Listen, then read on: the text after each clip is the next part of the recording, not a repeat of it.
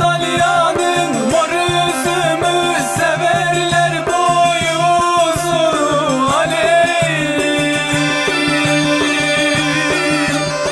İmamın küçük kızını sarsam ne zaman, ne zaman, ne zaman. Sevsem ne zaman, ne zaman, ne zaman. Saran kollar yorulur mu bir zaman? Seven kollar yorulur mu bir zaman? Saran kollar yorulur mu bir zaman? Seven kollar yorulur mu bir zaman?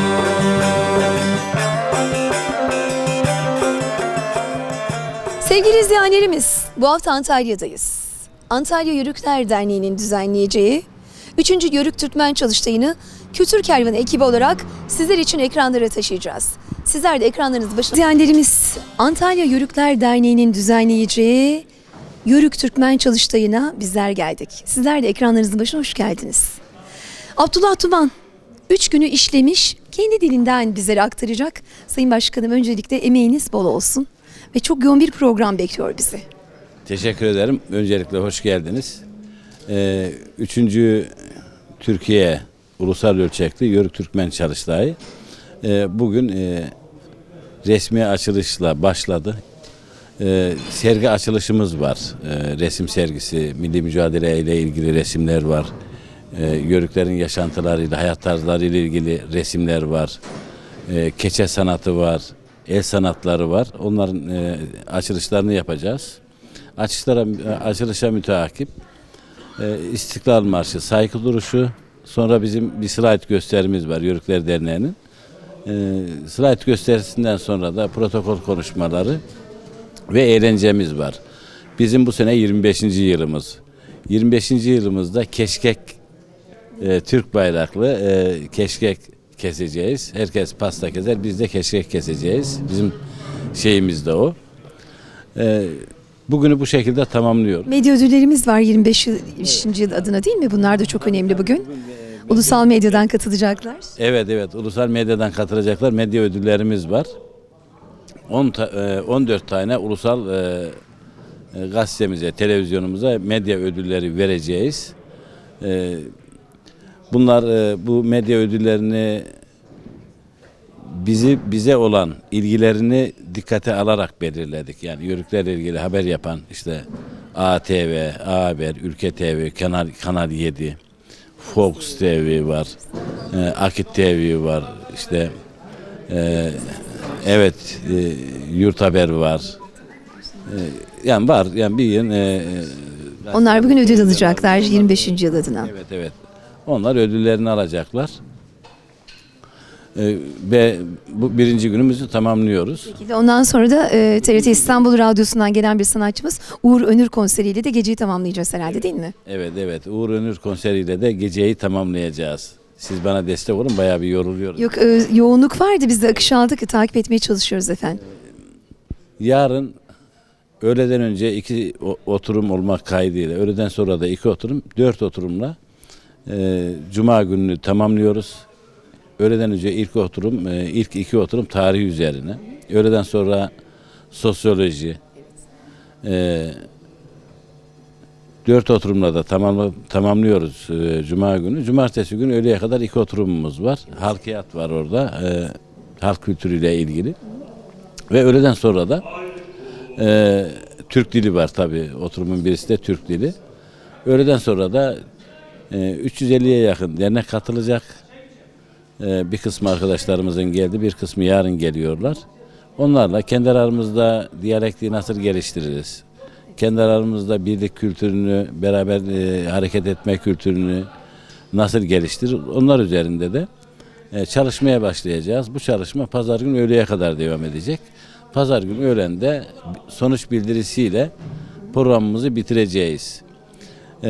Yörük Türkmen Çalıştayı Türkiye'deki kültürel devinime çok önemli bir ivme kazandırdı. Biliyorsunuz bizim Bu sene 25.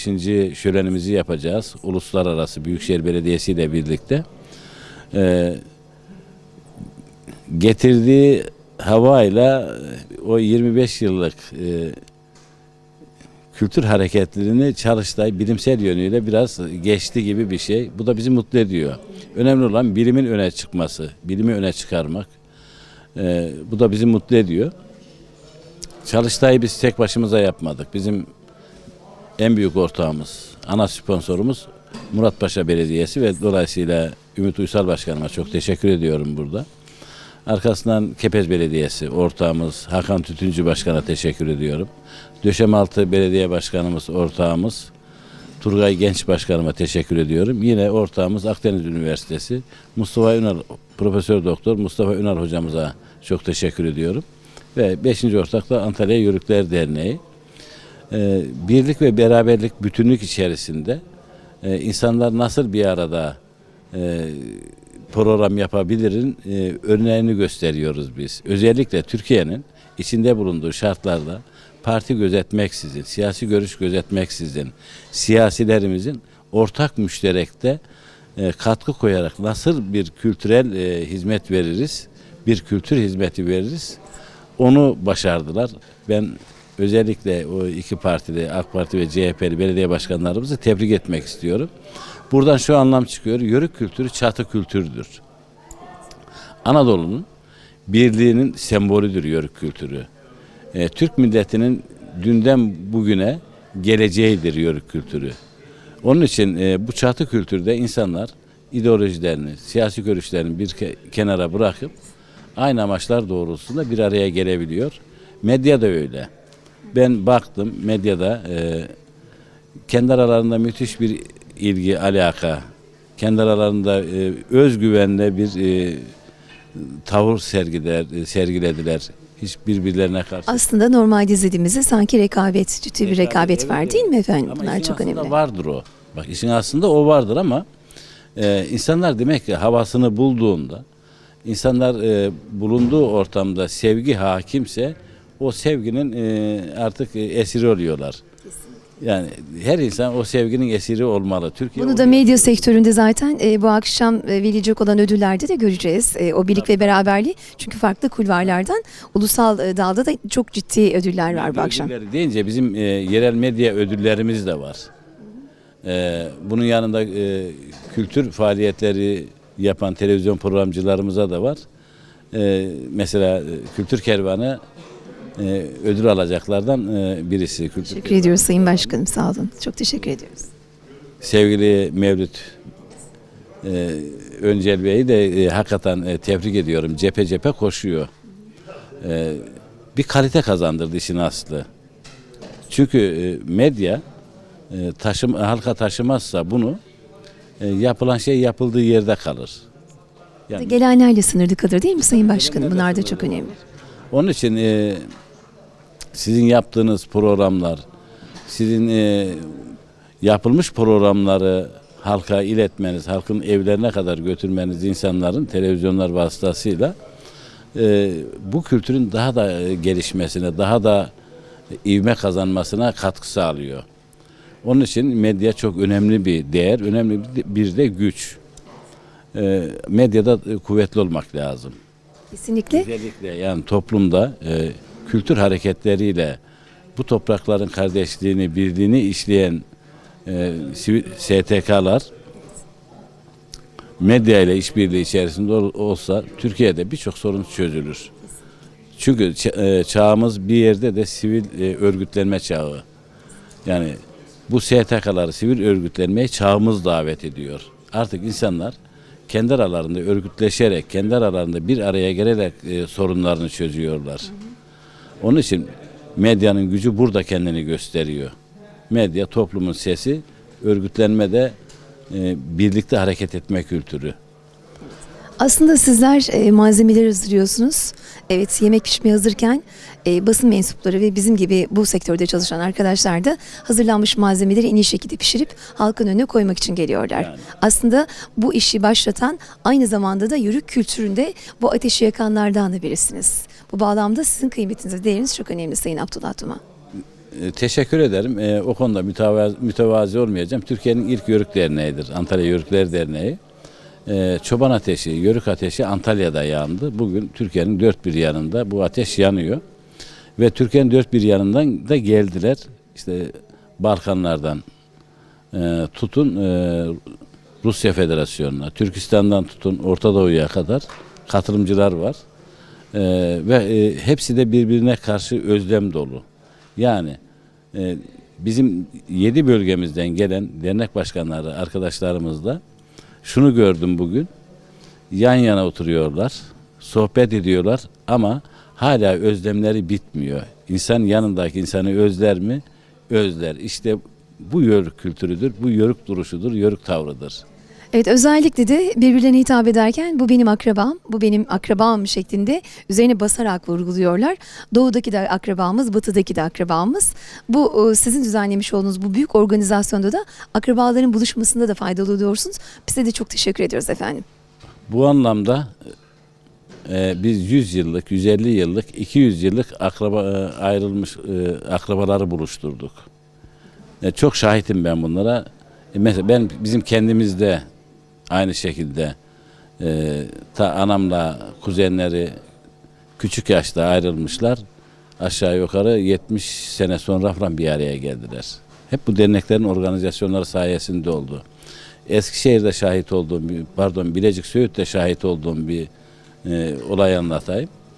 Bizim ilk o 95-96 yıllardaki Eskişehir Dernek Başkanımızın 150 yıllık bir ayrılıklarını birleştirdiklerini gördüm ben. Orada tanıştılar, bizim çadırda tanıştılar. Yani bunlara da vesile olduk. Bunlar kıymetli şeyler. Bizi yoğun bir program bekliyor. Biz de vakit kaybetmeden salona gidelim. Birazdan açılışımız olacak. Size çok teşekkür ediyoruz efendim. Teşekkür ediyorum, sağ olun.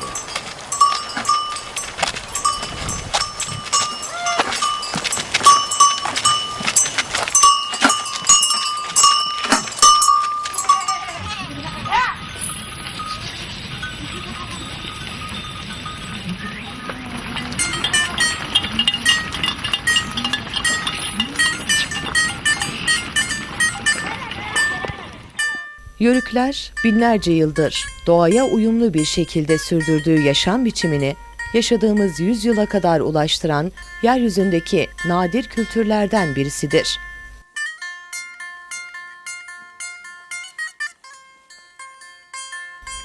Kadim kültürümüzün yüzyıllardır taşıyıcısı olan Yörükler, milli kültür sevdamızın bir ifadesi olarak kendi derneklerini 1994 yılında kurmaya başladılar.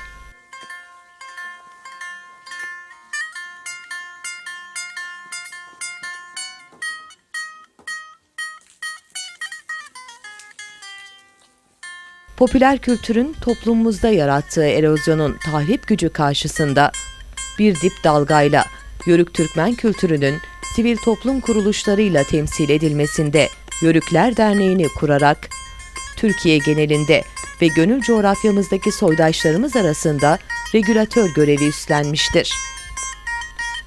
Tarihin imbiğinden süzülüp gelen değerler manzumemiz sayesinde Türkistan'dan Avrupa içlerine kadar ilmek ilmek, nakış nakış Türk İslam medeniyetini işleyen Yörükler, devletlerini kaybetseler dahi canlı tuttukları kültürel değerleri sayesinde kendi devletlerini yeniden inşa etmişlerdir.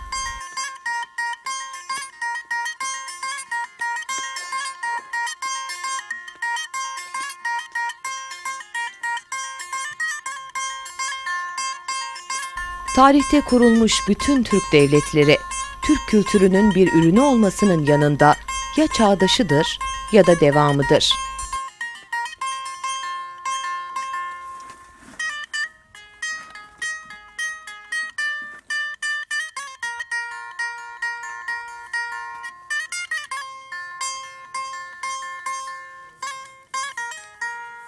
Türkiye Cumhuriyeti Devleti de Mustafa Kemal Atatürk'ün ifadesiyle milli kültürümüzün ışığında inşa edilmiş muazzam bir devlettir.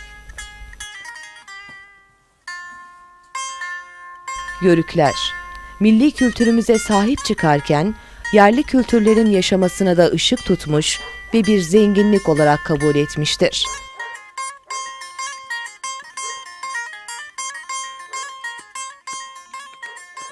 Okula giderken bize yörük yörük diyorlardı. Yörük dedikleri zaman biz kızıyorduk. Dışarı çıktığımız zaman da biz iyi taş atmasını biliriz, iyi koşmasını biliriz. Bu çocukları dövmeye kalkıyorduk. Hakikaten öyle.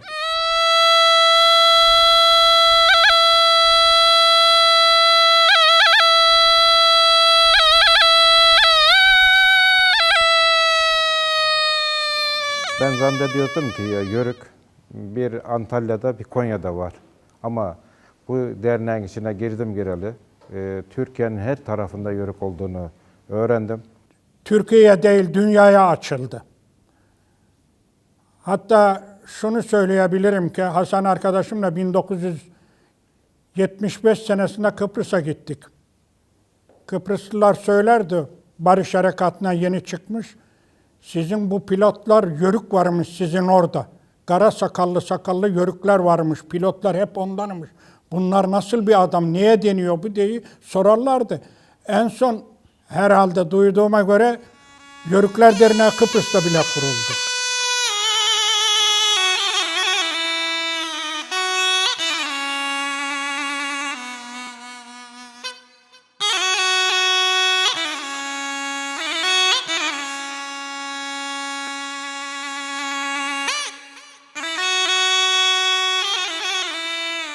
...1952 doğumlu, Burdur Bucak Kızırlı Köyü'nde doğumlu. Göçmen olarak Gökçeada'ya taşıdılar. Gökçeada'da kalırken bu Antalya Yörükler Derneği'nin kurulduğunu duyduk. Biz de kuralım dedik. 2017'de derneği kurduk.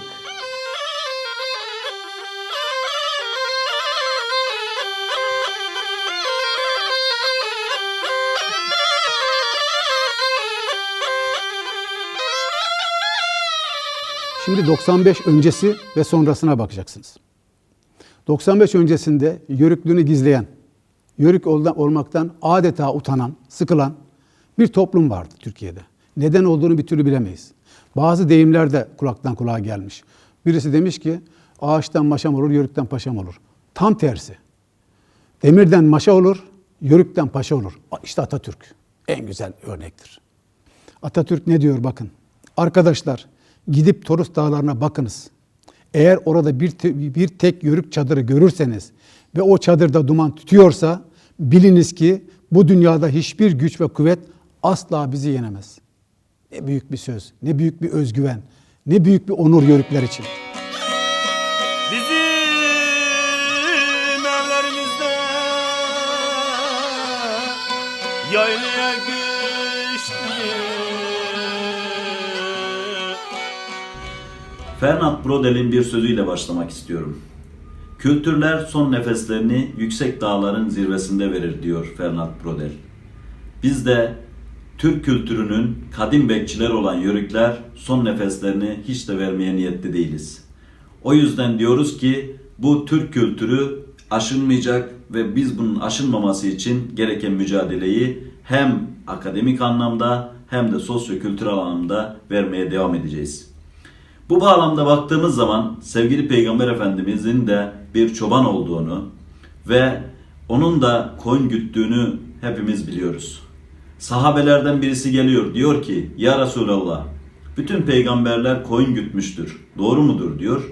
Peygamber Efendimiz cevaben evet doğrudur diyor. Peki siz de güttünüz mü diyor. Evet ben de güttüm buyuruyor.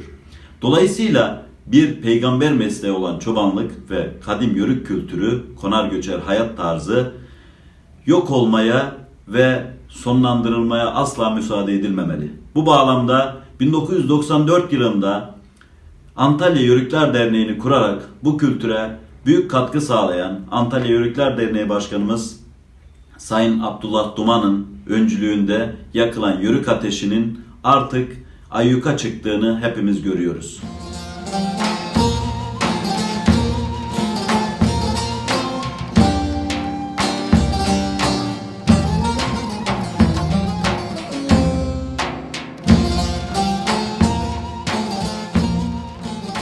Abdullah arkadaşımız önderliğinde Yörükler Derneği'nin kurucularıyla beraber Türkiye genelinde bir Yörük Derneği kurmaya, geçmiş atalarımızın törelerini tekrar gençlere yansıtmak için bu Yörükler Derneği'ni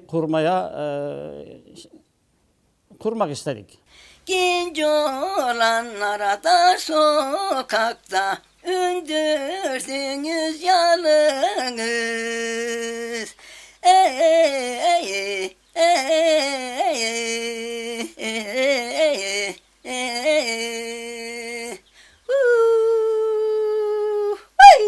On arkadaşımız bir araya gelerek derneğimizi kurduk. O günkü arkadaşlarımı buradan hayırla yad etmek istiyorum. Hasan Tez, Mehmet Öztürk, Talip Yörükoğlu, Mustafa Varansel, Ömer Şahin, Ozan Akbıyık, Halil Kumbul, Ömer Eskioğlu, Muhammed Çam. Bu arkadaşlarımız hakikaten çok büyük bir özveriyle, heyecanla derneğimizi hep beraber kurduk.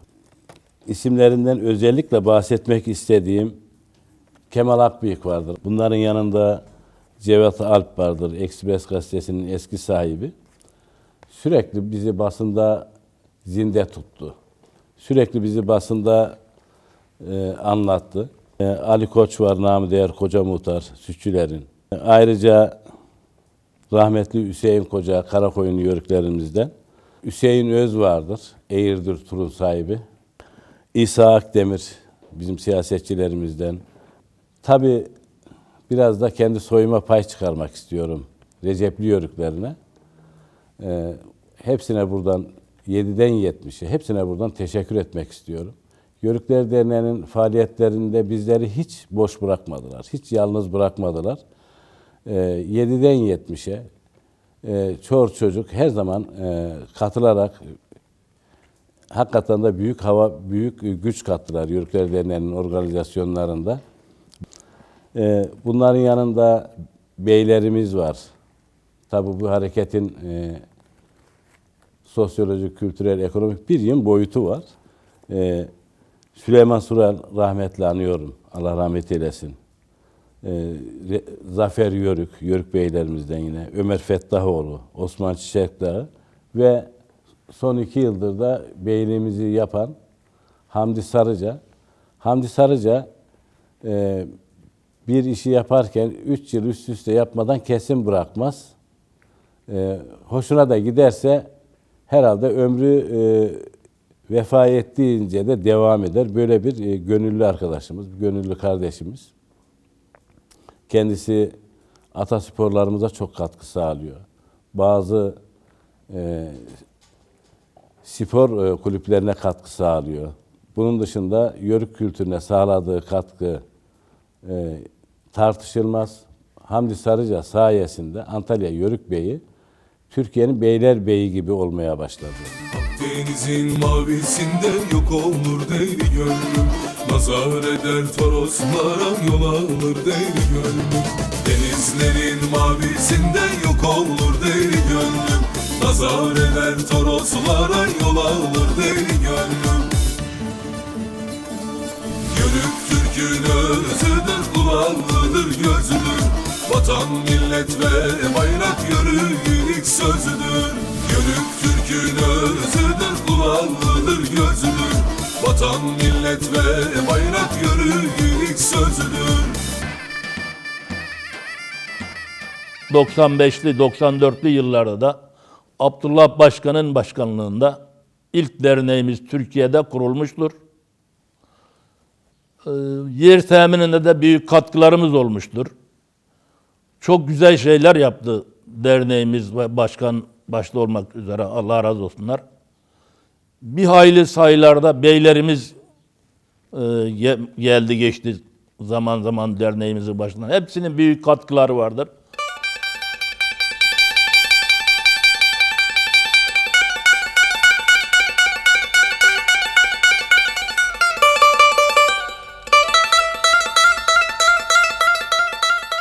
Yörük kültürünün ürettiği değerler evrenseldir.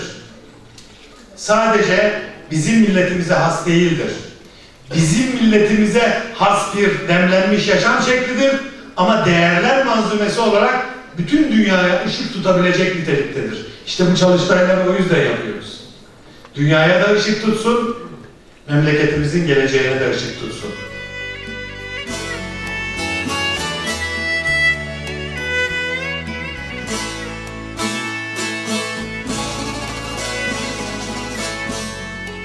Yörükler Derneği'nin kurulması sayesinde bütün yörükler mesela akraba, hısım akraba birbirine kaynaştı. Birbiriyle hep beraber olduk. Yani Türkiye genelinde yörüklerle daha çok birbirini tanıdı. Mesela bir şölen olduğunda gittiğimizde bütün gençler yığılıp kalıyor. Takip ediyorlar. Şölen ne zaman olacak, nerede olacak? Biz de bunun farkındalığını gösterip elimizden geldiği kadar eğitim konusunda da seminerler düzenleyip bu konuda da Antalya Yörükler Derneği olarak Türkiye'de işte çalıştaylar düzenleyip bu eğitim konusuna önem verildi.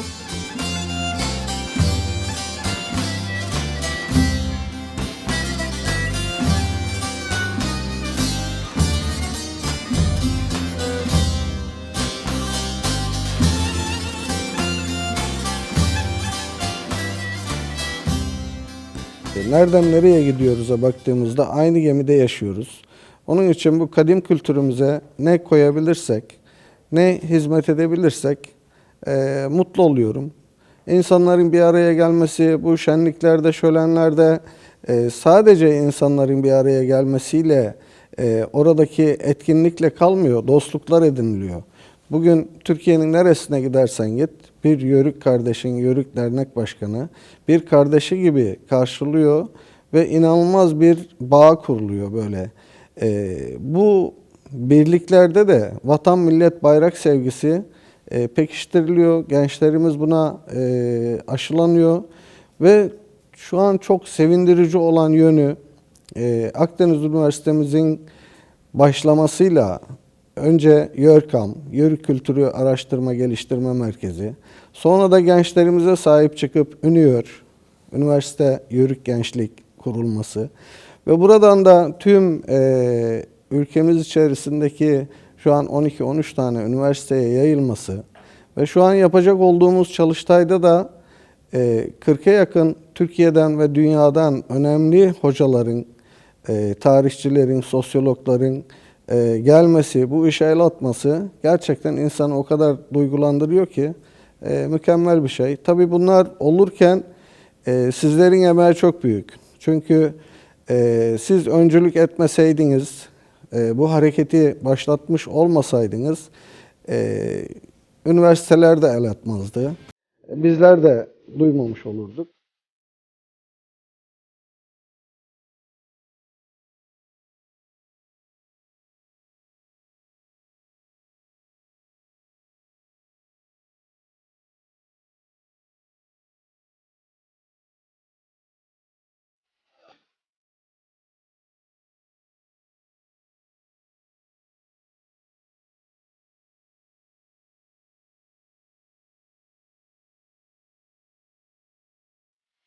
Anadolu'nun farklı yerlerinde Yörük Türkmen kültürünü anlatmak, onu gelecek kuşaklara aktarmak ve Yörük Türkmen kültürünün motiflerini sunmak üzere faaliyet gösteren derneklerin bir araya gelmesi ve bu bir araya gelmeyle birlikte acaba biz ortak amaçlarımız doğrultusunda nasıl hareket edebiliriz'i sorgulamaları ve kendilerine ait bir yol haritası bulmaya çalışmaları Yörük Türkmen kültürünün geleceğe taşınması anlamında fevkalade etkilidir ve çok önemli bir güç birliğini de beraberinde getirecektir.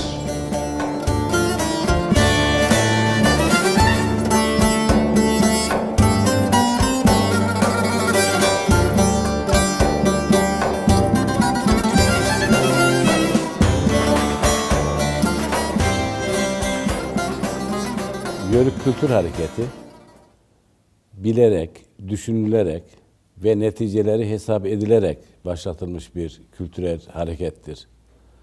Yörük kültürü öyle bir kültür ki her kültürle kaynaşmasını bilir, her değerle birleşmesini bilir. Anadolu'da var olan bütün değerlerle biz kaynaştık. etle tırnak gibi olduk. Bu Yörük kültürünün genlerinden gelen bir birleşme arzusudur. Tarih boyunca, geçmişten günümüze bu böyle olmuştur. Derneği kurduğumuz zaman bütün bunları hesap ettik. Değerlerimizin yaşatılması azmini, ülkemizin birlik ve bütünlüğünü, devletimizin bekasını, bunların hepsini hesap ederek Yörükler Derneği'ni kurduk. Neticesini de bugün görüyoruz. Türkiye'nin dört bir yanında dernekler çığ gibi büyüdü. Bunlar bizi mutlu ediyor. Derneklerimizin hepsinde tek ses, tek yürek, vatanın bölünmez bütünlüğü, Türk milletinin birlik ve bütünlüğü, Türk gelenek ve ananelerinin yaşatılması azmi derneklerimizin birinci şiarı hedefi haline gelmiş.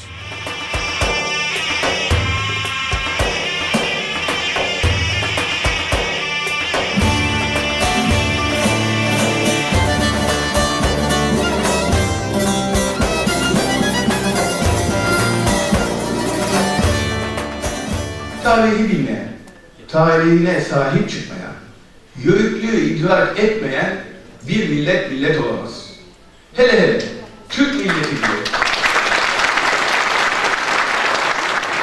Hele Türk milleti gibi asırlardır millet olma mücadelesini en güçlü şekilde veren ve bu mücadeleye halen devam eden bir milletin tarihini ihmal etmesi de mümkün değildir.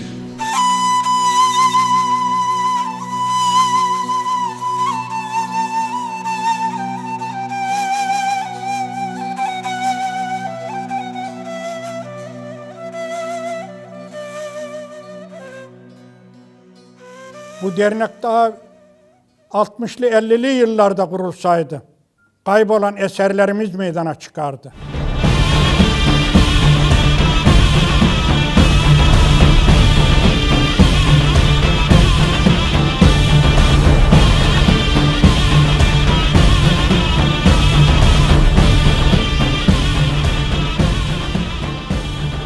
Ve Yörük kültürü Anadolu'daki bizim kültürümüzün, medeniyetimizin, hani çadırlarda ana direk olur ya, orta direk. İşte bizim kültürümüzün, medeniyetimizin taşıyıcı ana sütunu, bizim Anadolu çadırının ana direği Yörük ve Türkmen kültürüdür.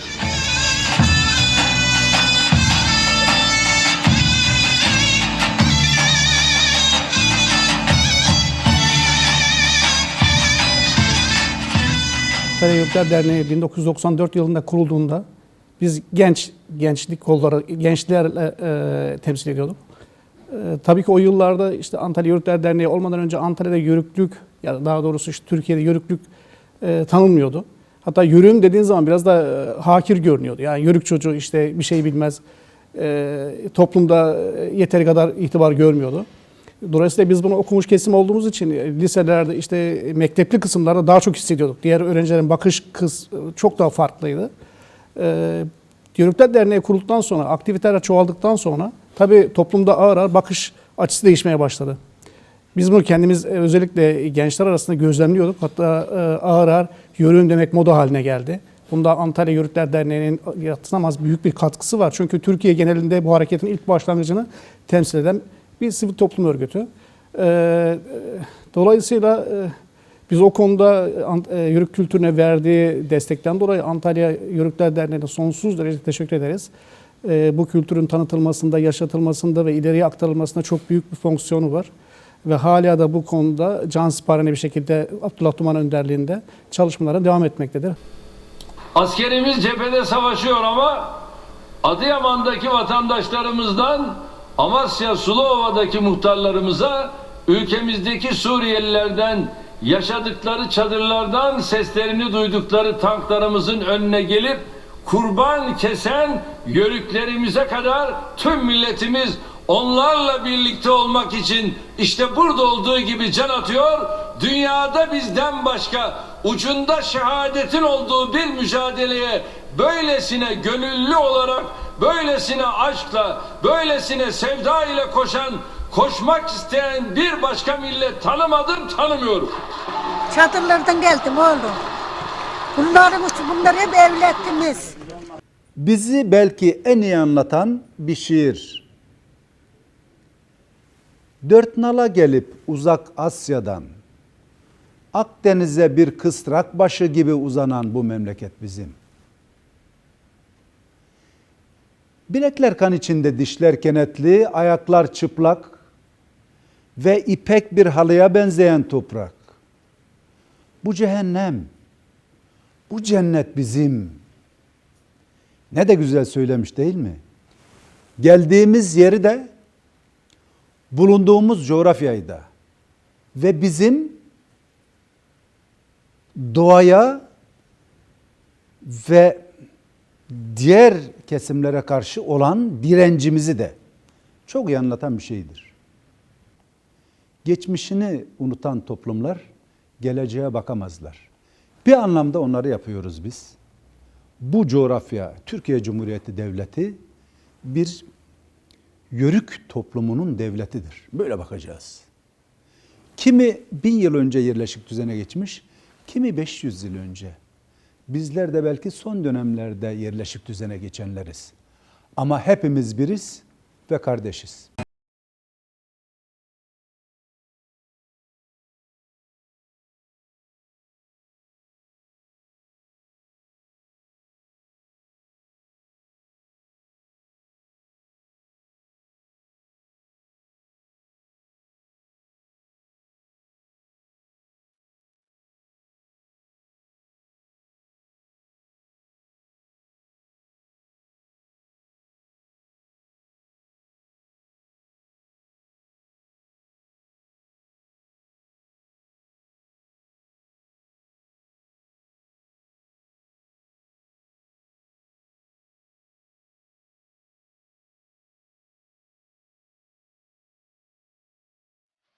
Konuşmamın hemen başında Afrin'de vatanımız uğruna kahramanca çarpışarak şehit olan askerlerimize huzurlarınızda Allah'tan rahmet diliyorum. Gazilerimize de acil şifalar diliyorum. Değerli arkadaşlar, hepinizin bildiği üzere ülkemiz çok zor bir dönemden geçiyor. Küresel güçler ve onların içimizdeki maalesef uzantıları, şebekeler güçlü bir Türkiye istemiyor. Bunu artık dost düşman herkes en iyi şekilde anlıyor, görüyor ve birlik içinde önlemlerimizi ülkece alıyoruz. Bugüne kadar bu coğrafyada onlarca medeniyet kuruldu. Her medeniyet bu topraklarda yaşamanın bedelini yüzyıllardır, binlerce yıldır fazlasıyla ödedi. O yüzden 1071 yılından bu yana büyük medeniyetler kuran bizlere sürekli bir bedel ödettirme yaklaşımında bulunanlar elbette karşılarında güçlü bir Türkiye'yi, birbirine kenetlenmiş bir milleti bulmayı açıkçası hazmedemiyorlar. Onların bu isteğine ne mutlu ki milli bir şuurla karşılık veriyoruz. İşte yörüklük bu şuurun en önemli hissedildiği bir kültürdür. Yörüklük aynı zamanda milliliktir. Yörük milli olmayan hiçbir şeyi kanıksamaz, kabul edemez. Yörükler hangi siyasi partiye sahip olursa olsun, hangi görüşten olursa olsun, milli meselelere adeta bir kurtuluş savaşı duygusuyla yaklaşır. O yüzden bu çalıştay son derece önemli. Üçüncüsü yapılıyor. Değerli Muratpaşa Belediye Başkanımız gerçekten bu organizasyonda ev sahibi olarak Abdullah Duman Başkanımızla birlikte çok önemli bir kültürümüzü, geleneğimizi ve öylesine ihtiyacımız olan şu dönemde gündemde tutarak milli şuurumuza çok önemli bir katkı sağlıyorlar. Biliniz ki küresel güçlerin yeni Bizans oyunlarını bozacak olanlar yine sizlersiniz.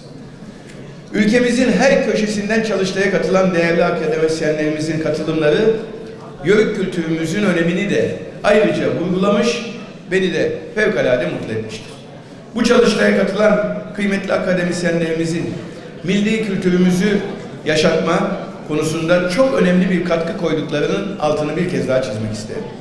Bundan tam 24 yıl önce 1994 yılında Abdullah Başkan Antalya'da Yörükler Derneği'nin kurulmasında büyük katkıları olmuştu. O günden bu yana gelinen süreci ben de şahsen gazeteci, Ticaret Sanayi Odası Başkanı, belediye başkanı her sıfatımla izledim, takip ediyorum.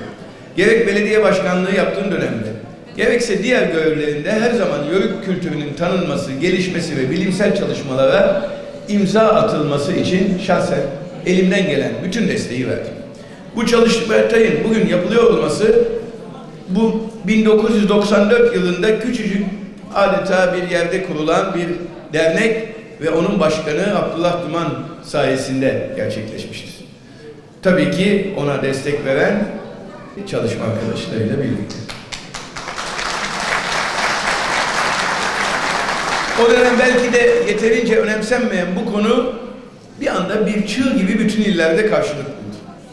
Ancak ben biraz Antalya'mızı bu konuda ayrı bir yerde tutmak istiyorum.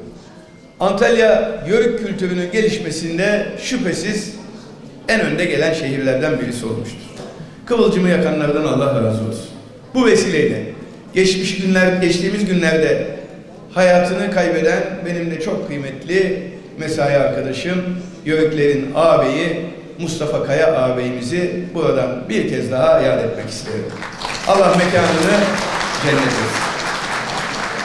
Kuşkusuz bu çalıştaylar birçok konuyu bilimsel temelle değerlendirmemizin de önünü açıyor. Yörük kültürünü değerlendirirken onu bir miras olarak değil, bir emanet olarak gördüğümüzü de birçok farklı yerde dile getiriyor. Çocuklarımızın bu emanetini sonsuza dek yaşatmak için omuz omuza vermek durumundayız.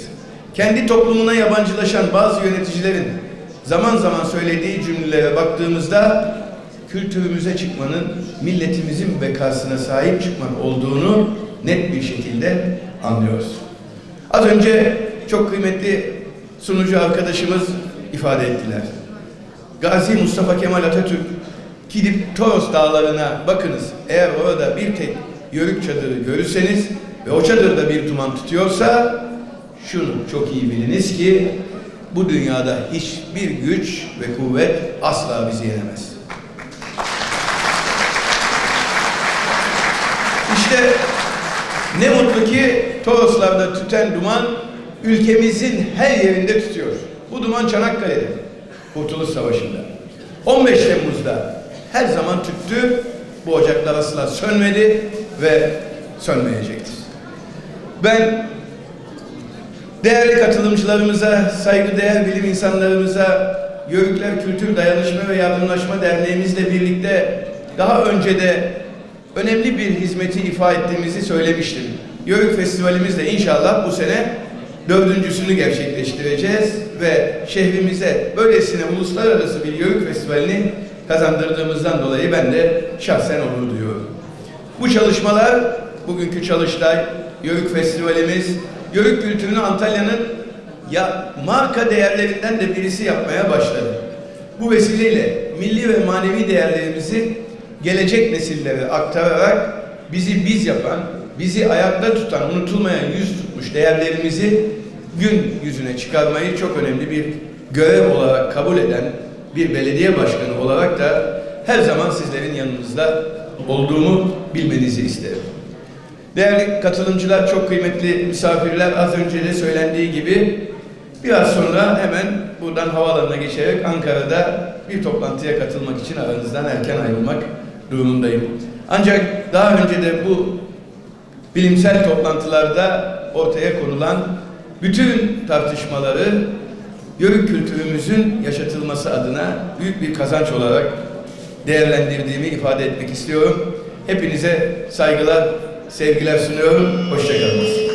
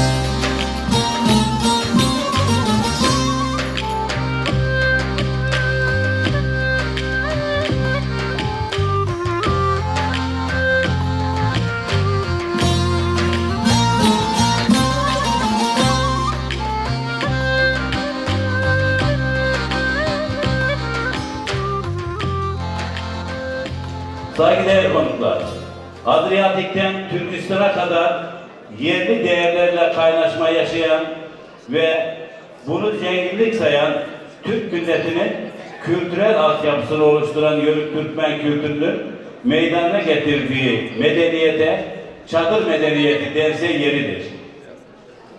Yörük Türkmen kültürünün en temel değeri Türk dilidir. Türkçemize sahip çıkalım. Türk dili Hazreti Adem'e vahiy ile öğretilen dillerden birisidir. Bir yönetim ve bilim dilidir. Pek duymadığımız bir söz ama bundan sonra bilim adamlarımızdan bunu sıkça duyacağız. Yörük sabah gözünü açtığında yeşili görmezse gözlerinin ama olacağını düşünür. Doğada var olan hiçbir canlının boşuna yaratılmadığını düşünür ve Cenab-ı Hakk'ın yarattığı bütün değerleri kendisine kutsal bir emanet olarak kabul eder. Yörük ormanları sever, korur, ormansız bir hayatı düşünemez.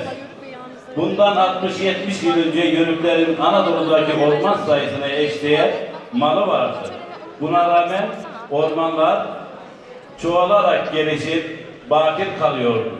Ne gariptir ki Türk dilini en yalın bir şekilde bugünlere taşıyan ve konar göçer hayatın son temsilcisi Yörükler, ormanlara verdikleri zararlardan dolayı yerleşik hayata zorlanıyorlar.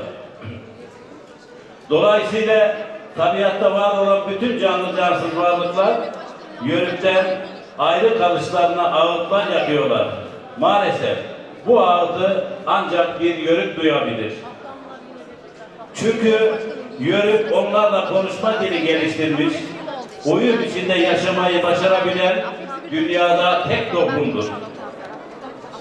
Konar göçer hayata devam eden ve etmek isteyen Yörükler için devletimizden talebimiz var.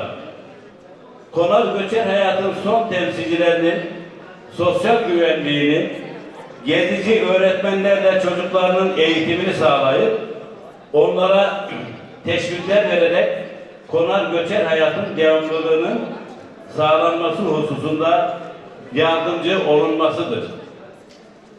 Bu kültür kaybolursa Serhat bölgelerinde kestiği kurbanın kanını askerlerimizin alnına sürecek bir Yörük ana bulamayabiliriz. Bu vesileyle Zeytin Dalı operasyonunda eşkıya sürülerine ve lejyonerlere karşı savaşan şanlı Mehmetçiklerimizin alnına kestiği kurbanın kanını süren ve şu anda aramızda bulunan Döndü Deveci hanımefendiyi yılın Yörük anası ilan ediyoruz.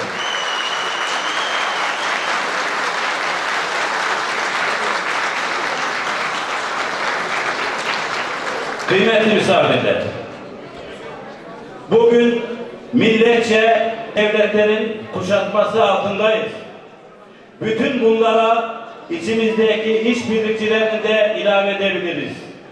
Siyasi, askeri ve ekonomik olarak topyekün muazzam bir kapışma yaşıyoruz. Tarih tekerrür edip hükmünü icra etmeye çalışıyor. Tarihi bu topraklar üzerindeki hükmü şudur: bu topraklarda büyük devlet, bütün millet olursunuz ya da yok olursunuz der. Tarihin hükmü bu. Ama biz tarihin bu hükmünü idrak etmiş bir nesil olarak eşkıya yasalarına asla tabi olmayacağız. İki yüzlü emperyalist devletlere asla geçit vermeyeceğiz. Bizim için söz konusu vatansa gerisi teferruattır. Saygıdeğer misafirler, Yörükler Derneği olarak Orta Doğu'da askeri ve siyasi gücümüzü gösteremezsek, Türkiye kendisini unutsun diye yıllar önce kamuoyuyla resmi görüşümüzü paylaştık. Allah'a şükürler olsun ki bugün Afrin'de kolay lokma olmadığımızı, emperyalistlerin ellerini çatır çatır kırarak gösteriyoruz.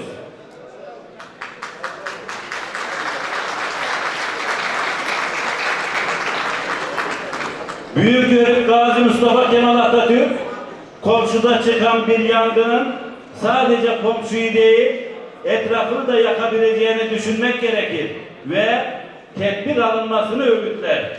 Bizler sınırımızda kurulması düşünülen bir terör devletinin bölgemize vereceği zararların yanında Orta Doğu ile ilgili tarihten gelen sorumluluklarımızı, oralardaki soydaşlarımızı ve din kardeşlerimizi düşünmek zorundayız. Bu düşüncelerin ışığında Türk ordusu milletimizin dualarını kendisine kalkan yaparak Zeytin Dalı Harekatı ile şu anda yüzyıllarca okunacak bir destan yazıyor. Saygıdeğer konuklar, muhterem dava arkadaşlarım, küresel güçlerin dayattığı bölünmüş Türkiye ve terör devleti Orta Doğu ve Türk milleti için acı ve gözyaşıdır. Atalarımız bu kutsal toprakların her karışına ilmek ilmek Türklüğünü, nakış nakış İslam işleyip bize öyle vatan yaptı. Bu kutlu topraklar ile tarihsel ve duygusal bir bağımız var. Tarihin hiçbir döneminde tehdide ve dayatmalara boyun eğmeyen şanlı milletimiz bu kışı da geçirecek ama yediği ayazı asla unutmayacak.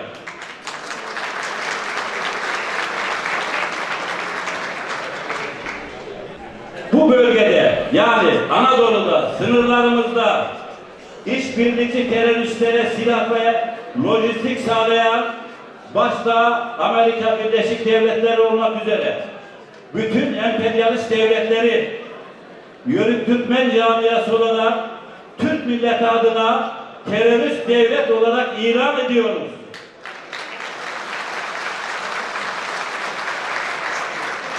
Dost ve düşman herkes şunu çok iyi bilsinler ki Türkiye kılıç çeken kılıçla düşer. Ne mutlu Türk'üm diyene. Değerli arkadaşlarım, insanların ulusal kimliği, insanın tabi olduğu, mensup olduğu millet, adı soyadı gibi, kolu gibi, yüzü gibi, ailesi gibi kimliğinin bir parçası ve onurudur. İnsanlar bununla yaşarlar. Bunu ifade etmiyorsunuz diye başkaları ifade etmekten vazgeçmez. O yüzden biz Türkler kendi tarihimizi, kendi yaşadıklarımızı bütün detayıyla idrak etmek, yansız bir şekilde idrak etmek ve geleceğe ışık tutmakla mükellefiz. Orta Asya'da aç kaldık, susuz kaldık. Gün geldi, yollara düşmeye karar verdik. Hep beraber yollara düştük. Yollarda çok zulme uğradığımız oldu. Çok katliamlara uğradığımız oldu. Hem biyolojik olarak mensubu bulunduğumuz toplum katliama uğradı. Hem dilimiz, kültürümüz yeri geldi katliama uğradı. Geldik Anadolu'ya. Anadolu'da yaşam şeklimizi, göçebe yaşam şeklimizi, hayvanlarımızla var olan, doğada var olan yaşam şeklimizi sürdürdük. Barışçı davrandık ama savaşa da mukavemetli olduk. Öldürmeyle düşman tükenmez dedik. Gittiğimiz geldiğimiz her yerde bütün kavimlerle barış içinde geçindik. Ama ihtiyaç duyduğumuzda savaşmayı da bildik. Devletler kurduk. Kendi kurduğumuz devletlerde zulme uğradığımız oldu. Kendi kurduğumuz devletlerde zorunlu iskana bizi tabi tutmaya çalışan basiretsiz yöneticilerle muhatap olduğumuz oldu. Ama her zaman dirliğimizi, düzenliğimizi koruduk. Devlet terbiyemizi koruduk. Kamu yararı kavramımızı koruduk. Kamu yararını yani obanın yararını, birlikte olduğumuz insanların yararını esas almayı koruduk. Aklı selimi koruduk. Çünkü başka türlü hayatta kalamazdık. Çünkü başka türlü hayvanlarımız hayatta kalamazdı. Yağmurda, yaşta, fırtınada biz formalitelerle uğraşsaydık hayvanlarımız hayatta kalamazdı, biz de hayatta kalamazdık. Biz ayakları baş yapsaydık hayvanlarımız ayakta kalamazdı, biz de kalamazdık. Yok olurduk, yaşayamazdık. O yüzden formalitelerle vakit geçirmedik. Biz her zaman gerçekçi ve paylaşımcı davrandık. Obamızdaki her şeyi paylaştık. En akıllımızı obamızın lideri yaptık. Yeri geldi bir yaşlı annemizi lider yaptık. Yeri geldi 15 yaşında delikanlımızı lider yaptık. Kim maharetliyse onun peşinde yürüdük. Gün geldi şiirler yazdık. Yaşadığımız sıkıntılara isyan ettik. Ama hiçbir zaman devlet kültüründen, birlik beraberlik duygusundan, kamu yararından ödül vermedik. Gün geldi, biz Anadolu'da yaşayan 72 milletle, ayrı grupla bir millet olacağız dedik. Tasada ve kederde birleşeceğiz. Bir kültürde birleşeceğiz. Bir ülkenin kaderinde birleşeceğiz. Büyük bir milletiz biz. Daha da büyük bir millet olacağız. Hep beraber olacağız. Etle tırnak olacağız dedik. Onun nizamını kurduk. Türkiye Cumhuriyeti'ni kurduk bir yörüğün önderliğinde. Gazi Mustafa Kemal Atatürk'ün önderliğinde. Ve Anadolu'da yaşayan 72 milletle, 72 ayrı grupla bir millet olma azmini kararlılıkla sürdürdük. Paylaştık, neyimiz varsa neyimiz yoksa paylaştık. Bizim bu ilerleme azmimizi, bizim bu muasır medeniyet düzeyini aşma azmimizi hiç kabullenmeyenler oldu. Ne zaman haber bültenlerinde Türkiye Cumhuriyeti gösterilse bir deve, bir fes, lastik tekerlekli bir at arabası göstermeyi maharet sayanlar oldu. Bu bölgedeki en son deve benim dedemindi, 40 sene önce öldü. Ama o memleketlerin haber kanalları Türkiye Cumhuriyeti'ni hep deveyle beraber göstermeye gayret etti. Ve günü geldi, Türkiye Cumhuriyeti'ni develerin en çok yaşadığı coğrafyada tarif etmek için her türlü yanlış işe, her türlü operasyona girdiler. Ya da tasada ve kederde beraber olmaya and içtiğimiz farklı biyolojik etnik toplulukları bizden ayırmak için, bizim milletleşme sevdamızı yok etmek için, nerede terör yöntemiyle hareket edenler var, gittiler onları desteklediler. Hepsi Türkiye Cumhuriyeti'nin aydınlık geleceğine karşı. Hepsi yeri geldiğinde arka kapıdan bile giremediğimiz yönetim yerlerine karşı demokratik, layık, sosyal hukuk devletinde eşit yurttaş olabilmiş yörüklerin devletinin muasır medeniyet düzeyini aşmasını engellemek için. Biz Türkiye Cumhuriyeti ile beraber eşit yurttaş olduk bütün yörükler. Biz Türkiye Cumhuriyeti kurulduktan sonra hiçbir zaman zorunlu iskana mecbur bırakılmadık. Hiçbir zaman eşit bir vatandaş olmanın dışında bir muameleye maruz kalmadık. Geçmişte bazı haksızlıklar ola geldi. Biz hep bunlara direne geldik.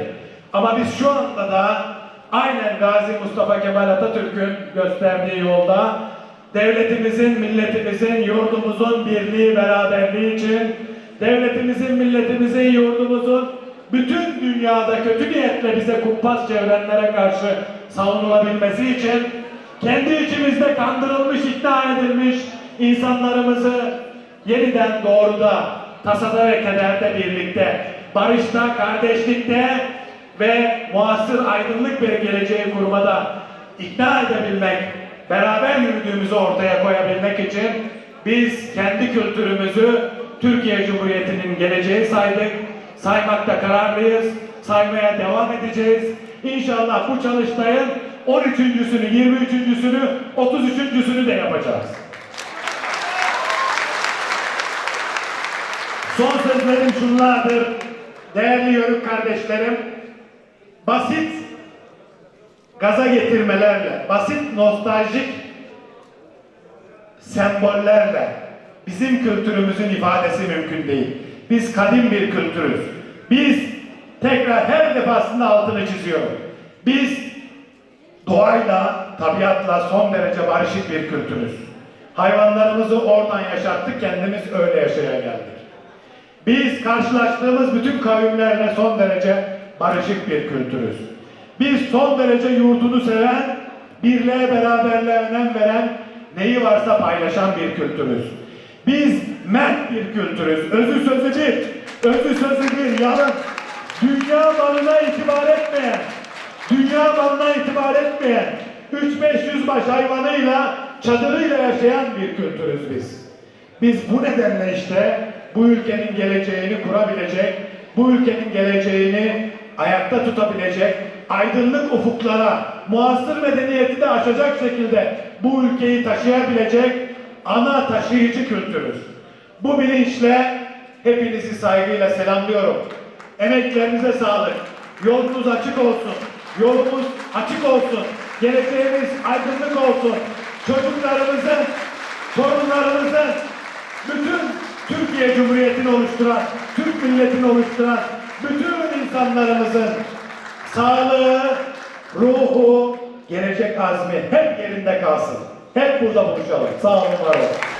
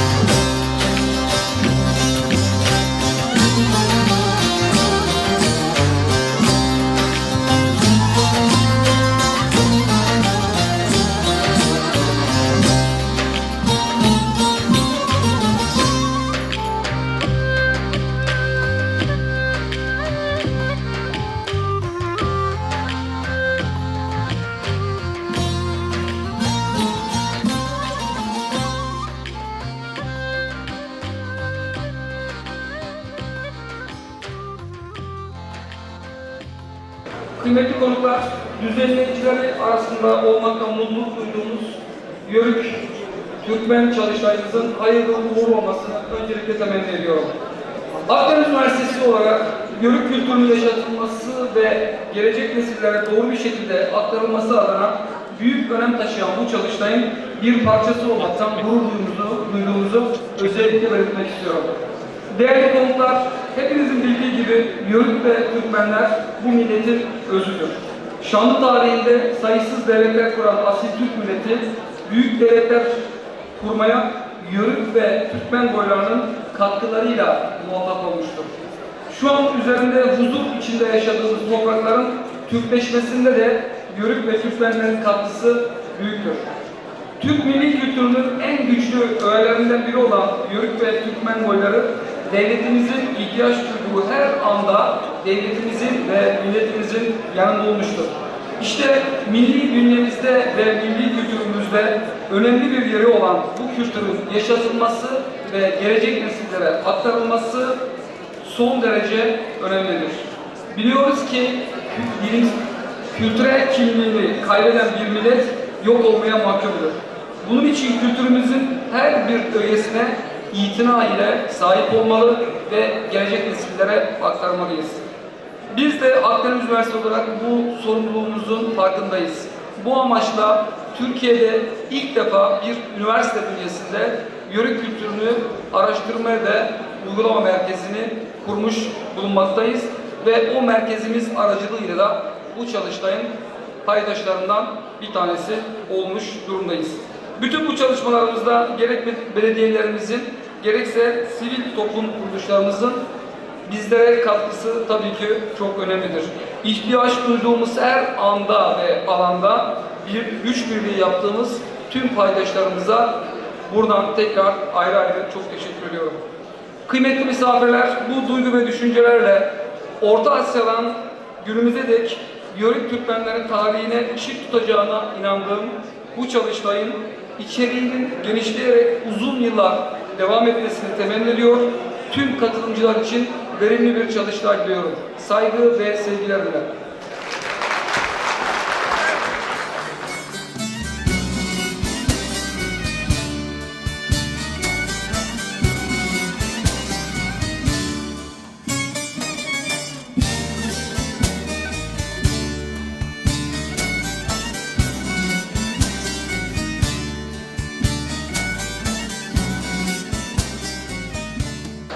Rabbimize hamdolsun. Atamız Oğuz Kağan'dan İslamiyet'i ilk kabul eden beyimiz Satuk Buğra Han'a, Anadolu'nun fetih kapılarını açan Sultan Alparslan'dan, Türkiye Cumhuriyeti'nin kurucusu Gazi Mustafa Kemal Atatürk'e kadar şanlı bir tarihimiz var. Nizam-ı Mülk gibi, Sarı Saltuk, Nene Hatun, Sütçü İmam gibi erenlerimiz, kahramanlarımız, koç yiğitlerimiz var. Ötüken'den Horasan'a, Semerkant'tan Saraybosna'ya kadar köklü bir kültürümüz, özünü koruyan bir töremiz var. Orta Asya bozkırlarından çıkıp geldiğimiz ilk günkü gibi bayasını koruyan asil, saf ve temiz bir milletimiz var. Taşı toprağı, altın, dört tarafı adeta cennet olan aziz yurdumuz, Anadolu'muz var. Mazluma umut, zalime korku veren büyük ve güçlü Türkiye Cumhuriyetimiz var. Bu güzelliklere sahip olmanın, bu toprakların büyüttüğü bir insan olmanın, Türkmen olmanın, Yörük olmanın, Türk olmanın onur ve gururunu hep birlikte yaşıyoruz.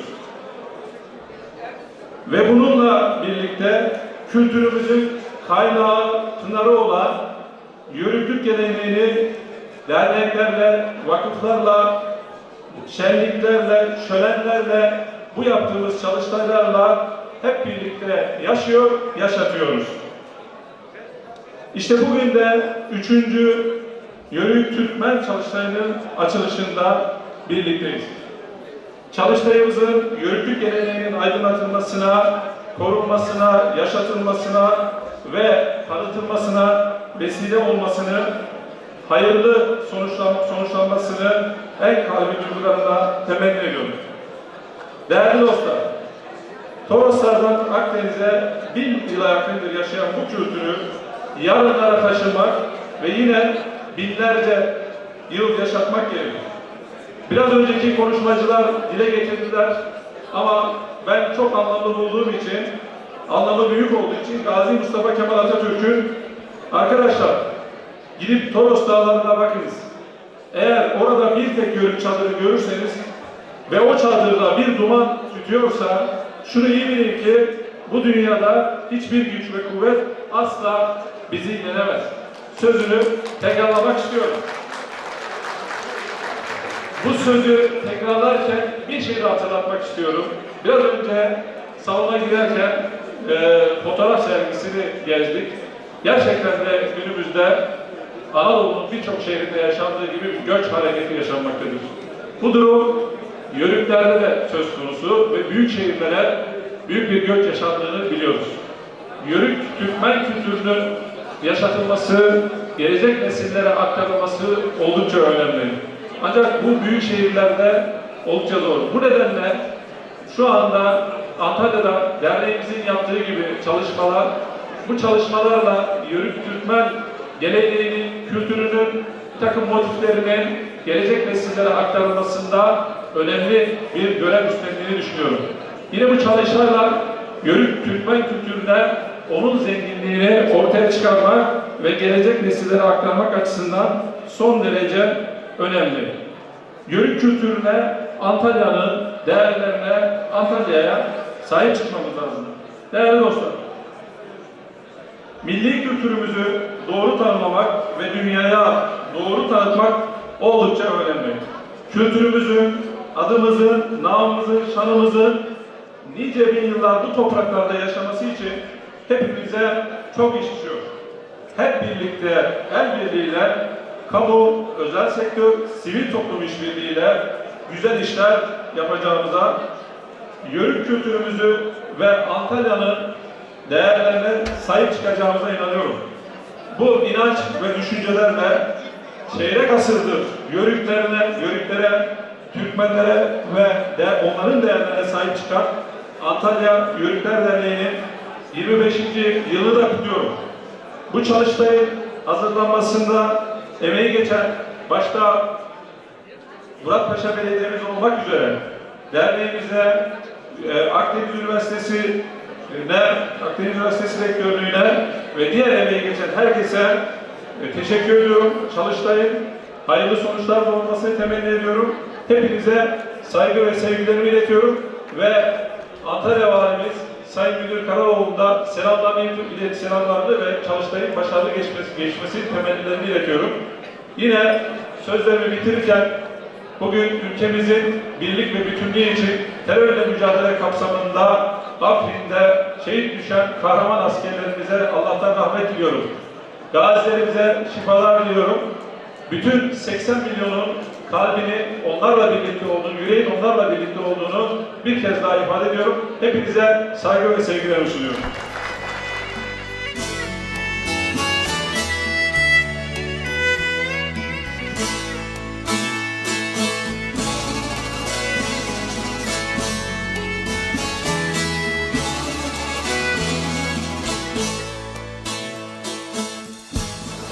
Bu toprakları vatan yapan, bu milleti devlet sahibi yapan kardeşlerim. 1990'lı yıllarda ben danışmandım o dönemin hükümetinde. Memleketin hali ahvali pek iyi değildi. Abdullah Duman Başkanımızla o günkü kötü şartlar içerisinde bir çıkış yolu ararken Abdullah Duman Başkanımızın arzusu, isteği üzerine Yörük ateşini yakmaya karar verdik.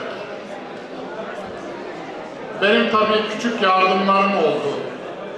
O ateşi kendisi yaktı ve memleketin dört bir tarafında kara çadırı yeniden kurdu, inşa etti. Bu vesileyle Abdullah Duman'a da bütün dünyadaki Yörükler ve Türkmenler adına teşekkürlerimi ve takdirlerimi ifade etmek isterim. Kendisi bana göre başardığı bu büyük işte tarihsel bir şahsiyet haline şimdiden gelmiştir. Ve çok değerli, çok önemli bir insandır. Başardığı işe baktığınız zaman. Değerli misafirler, 1990'lı şartların o önümüzdeki kötü tablosu içerisinde memleketin birlik ve beraberliğini nasıl sağlarız arayışında zihnimizde ilk teşekkül eden şey Yörüklerin derlenip toparlanması olarak teşekkül etti. Sonra sağ olsun bütün arkadaşlar Abdullah Başkan'ın riyasetinde büyük emek verdiler. Bu iş dallandı, budaklandı. Çok önemli işler yapıyor. Sonra biz geldik 15 Temmuz'a. 15 Temmuz gecesi şimdiki İçişleri Bakanımız Süleyman Soylu'yla TRT'yi darbecilerden kurtarmaya gittik. Dönüşte meclise dönüyorduk. Bu arada meclis bombalanıyordu. Dönüşte Süleyman Soylu'ya dedim ki Sayın Bakanımıza, ya dedim bu devlet bu kadar alçağı nasıl içine almış yani? Bu kadar soysuzu nasıl bünyesine almış? İnanamıyorum dedim. O gün ve ondan sonraki günlerde 1990'ların bölünme korkusu içinde aklıma, zihnime nasıl Yörükler geldiyse o gecede ve ondan sonraki gecede inanın her zaman şunu düşünmüşümdür. Bunu söylemekte de hiçbir sakınca görmüyorum. Devlet kadroları bundan sonra Yörük çocukları, o kurucu iradenin torunları olan Yörük çocuklarıyla ağırlıklı olarak doldurulmalıdır. Neden? Herkesin anlayabileceği basit bir nedeni var. Çünkü hiçbir Yörük çocuğu, Yörük terbiyesi almış hiçbir vatan evladı, ülkesine, devletine sadakat konusunda bir zaaf göstermez. Hiçbir Yörük çocuğu, anasından babasından Yörük terbiyesi almış hiçbir Yörük evladı ülkesini emperyalistlere satmaz.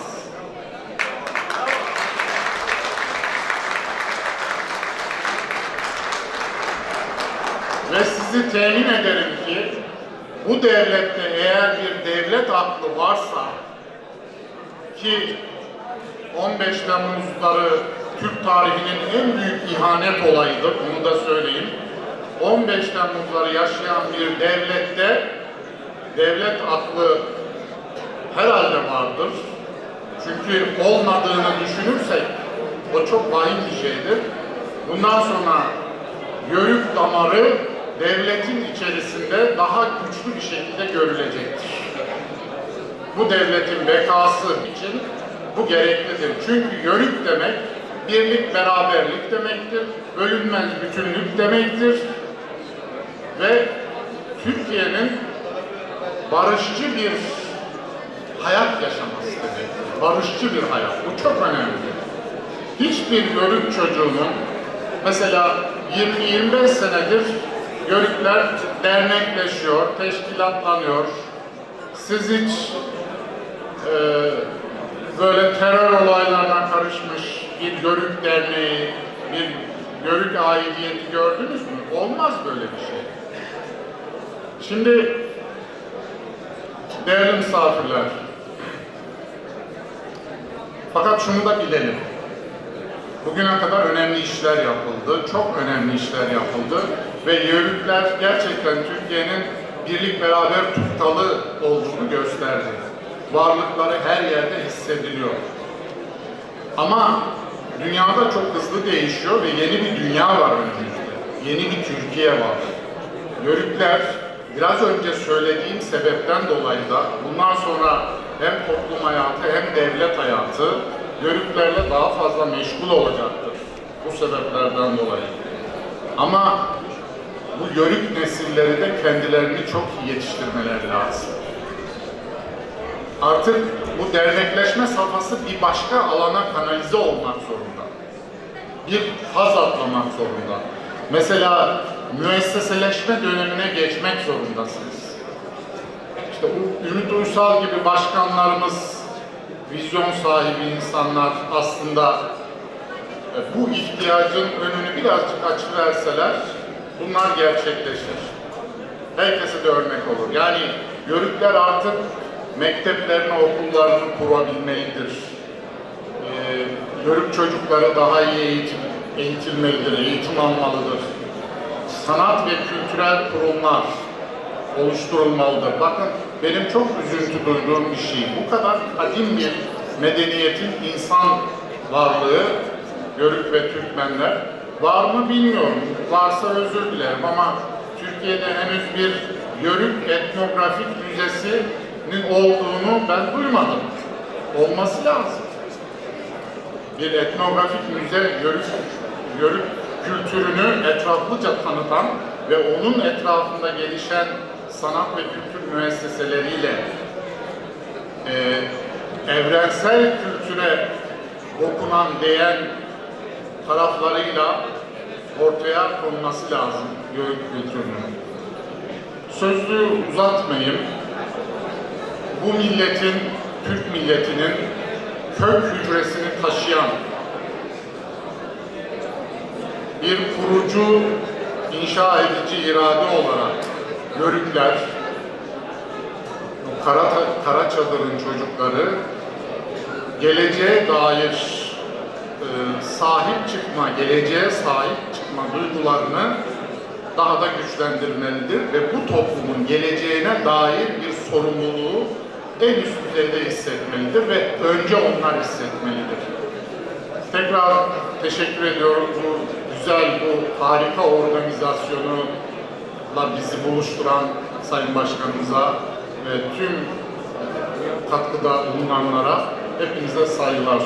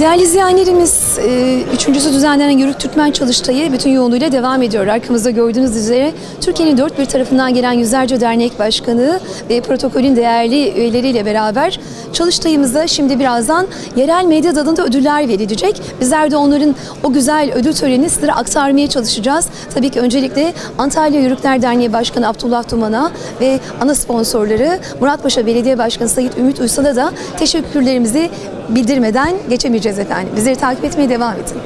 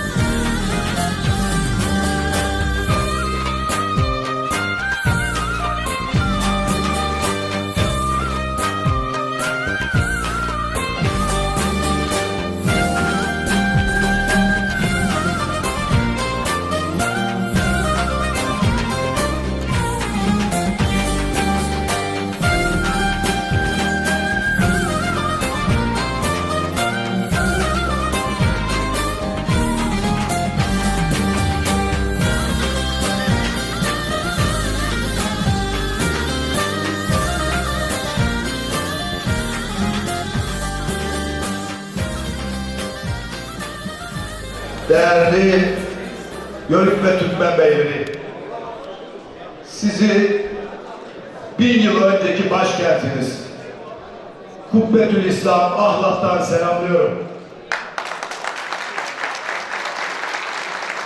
Arkadaşlar, sizi de ayakta tutacağım. 1-2 dakikanızı alacağım. Kusurumuza bakmayın. Değerli başkanım, sizi de kutluyorum. Organizasyonunuz mutlaka Anadolu'nun birliği için Yörük Türkmen beylerinin imzasının gerektiği andır. Onun için de önemsiyoruz. Bu vesileyle buradayız. Bunun için geldik. Ancak bir şeyi hatırlatmakta fayda görüyorum. Ey Yörük ve Türkmen beyleri, unutmayın. 1000 yıl önce Anadolu'yu Türkleştiren ve İslamlaştıran, o gün Yörük'ün imzasını, mührünü vuran ana adresimiz Ahlat'tır. O kutlu beldeyi unutursanız, o kutlu beldeden ilginizi, alakanızı keserseniz, 1000 yıldır size Anadolu'yu yurt yapan o kutsal değerleri, kültürel mirası eğer sizler bugünkü Yörük'ün kubbesi olan çadırı gibi sahiplenmezseniz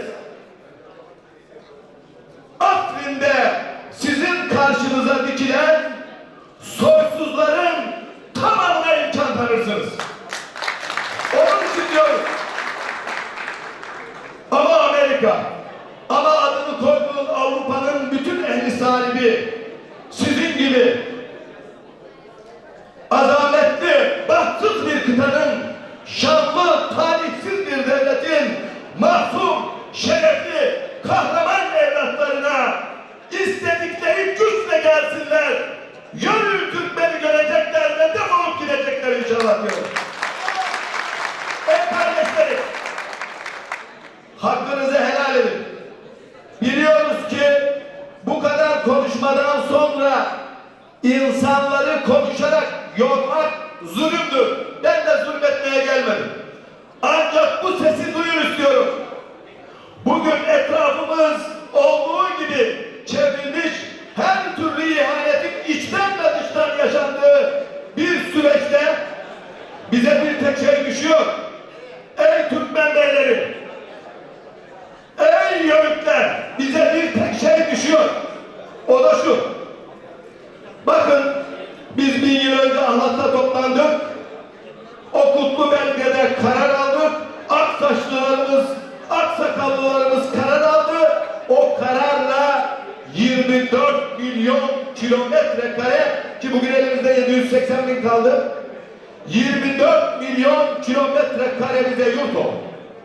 O Ahlat'tan çıkan ruh, bugün o taşa yazılmış kitabelerinizle dünyanın hiçbir yerinde hiçbir millete mal olmayan, elinde olmayan o mirasla siz yeniden kültürel mirasınızı ihya eder ve yurdunuzu yeniden Ahlat'tan seslenerek ilan ederseniz, biz sadece Afrin'de kalmayız, Membiş'te kalmayız.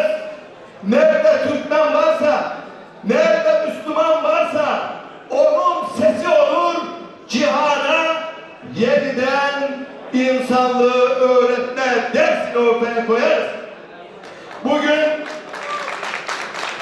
ülkemizin karşısında, milletimizin karşısında böyle bir ödev var. O ödev 1000 yıl önce Ahlat'ta başlamıştı. Bir de bugün yeniden karşımıza geldi. Mahzun ve mazlum bütün milletler, ırkçı, namussuz ve ahlaksız toplumların karşısında kültürüyle, medeniyetiyle zulmet dur diyecek bir erdemle dimdik ayakta durmak zorundadır. Sözü çok uzatmıyorum. 24-25 Ağustos Avrasya Ahlat Kültür Buluşması'na Türk, Yörük ve Türkmen beylerini davet ediyorum. Hepinizi saygıyla selamlıyorum. Allah'a emanet olun diyorum. O bastonu alabilir mi? Yörük ve Türkmen beylerinin güçlü, kudretli kalması için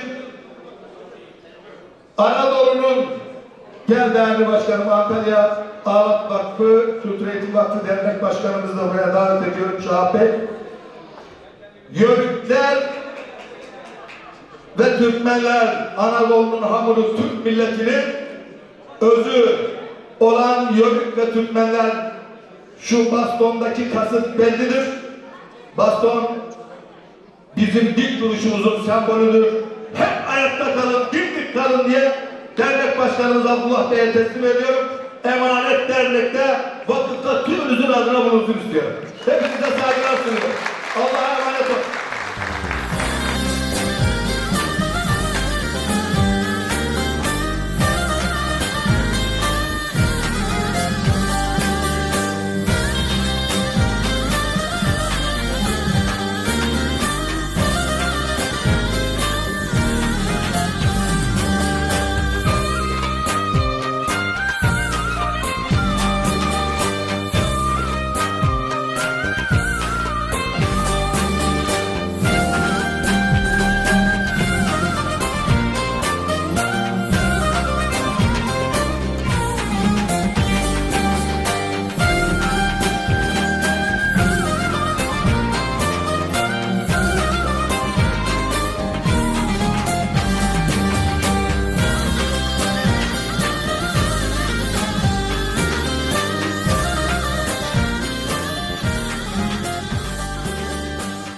Değerli izleyenlerimiz, bu hafta üçüncüsü düzenlenen Antalya Yörük Türkmen Çalıştayı'ndayız.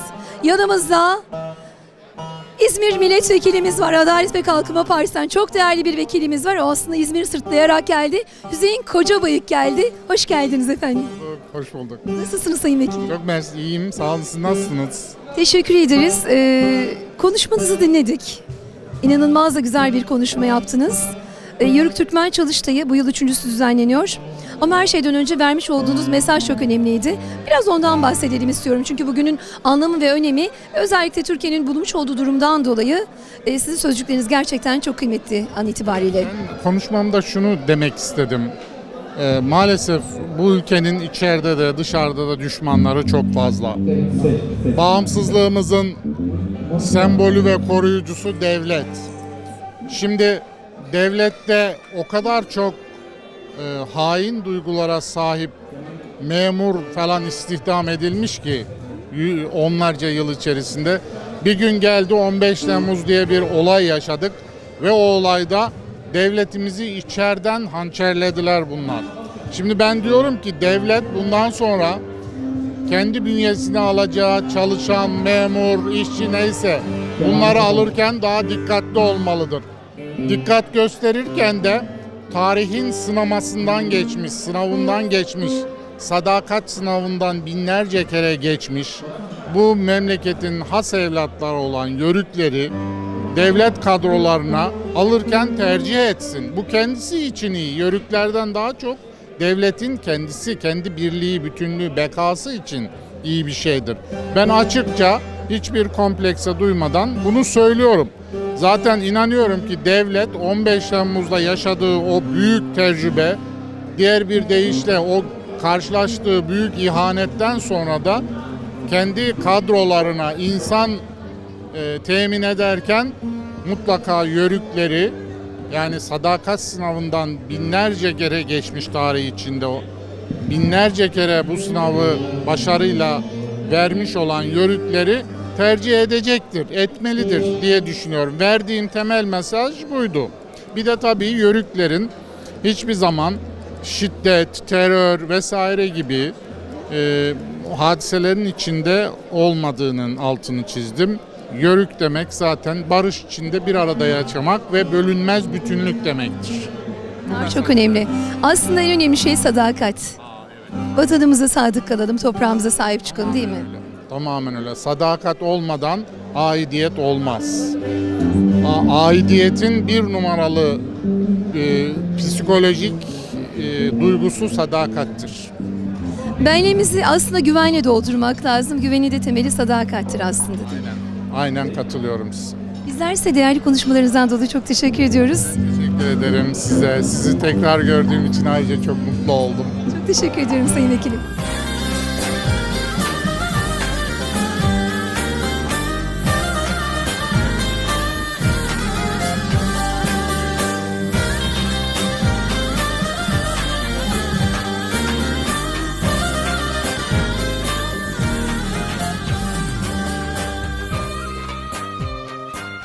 Sevgili izleyenlerimiz, çalıştayımız devam ederken Antalya Yörükler Derneği Yönetim Kurulu üyesi Sayın Hasan Coşan'ı yakaladık. Hemen böyle bir bakalım nasıl gidiyor çalıştay. Teşekkür ederim. Siz de hoş geldiniz. Bu sene üçüncüsünü yaptığım çalıştay için tüm Türkiye'den 320 tane dernek katıldı. Sayısı 450 gibi tahmin ediyoruz. Çok güzel oldu ve 4 gün devam ediyor yani. Evet. Bugün 4 günde devam edecek. İlk günden itibaren bugün başladık. Hayırlısıyla. 4 gün devam ediyor. İnşallah çok hayırlı olacağını düşünüyorum ve herkes de mutlu, birlik, beraberlik içinde olacağını düşünüyorum. Teşekkür ederim. O kadar planlı çalışmışsınız ki Sayın Hasan Coşan, gelen misafirlerin geliş gidiş saatleri, uçağa aktarmaları ile ilgili de bütün her şeyi üstlenmişsiniz. O yüzden çok büyük bir organizasyonda emeğiniz var. Bakalım bizi 3 gün 4 gün boyunca neler bekliyor. Teşekkür ediyoruz. Size teşekkür ederim. Şu an için 32 tane hocamız geliyor. Evet. Ben de 28 tanesi kayıtlı. 450 tane de kişi olarak ağırlayacağız. İşte bu kadar yani. Teşekkür ederim. Daha ne olsun başkanım. Teşekkür ediyoruz. Sağ olun. Sağ olun. Çok teşekkürler. Sağ olun.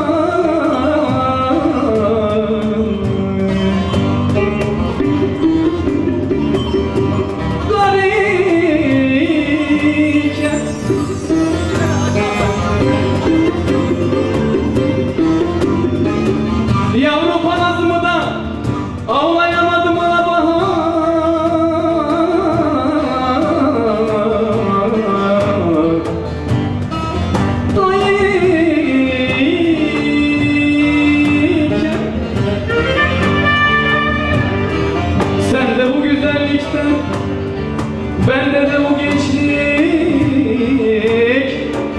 var iken oy.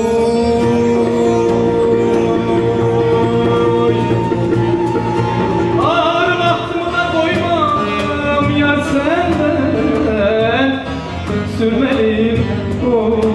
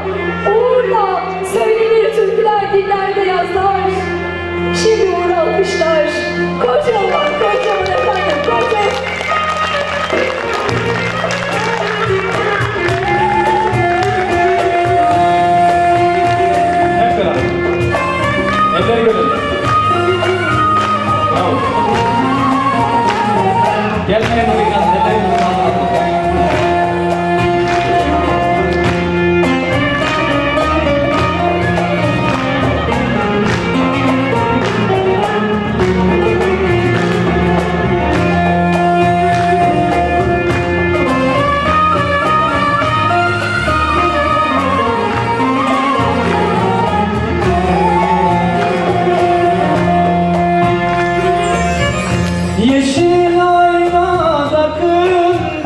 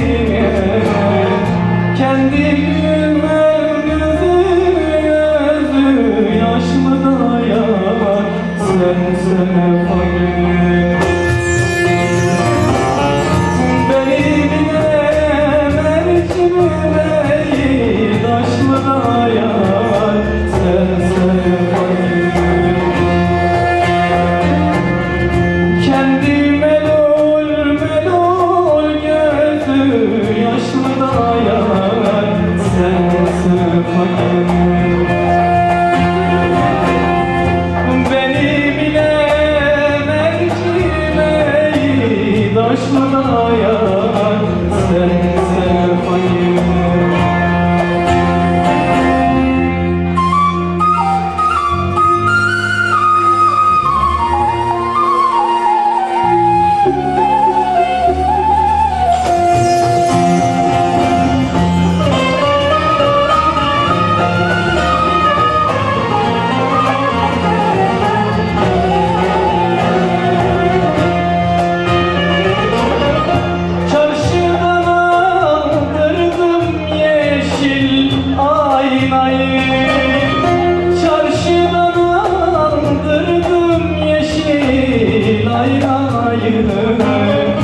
Boşa çiğnemişim yalan dünyayı, yalan dünyayı. Boşa çiğnemişim yalan dünyayı, yalan dünyayı. Ne İstanbul koydum ne de Konya'yı, ne İstanbul koydum ne de Konya'yı. Kendi melul melul gözü yaşlı dayan, sen fakir. Beni bile mercimeği taşlı dayar, sense fakir. Kendi melul melul gözü yaşlı dayar, sense fakir. Beni bile mercimeği taşlı dayar, sense fakir.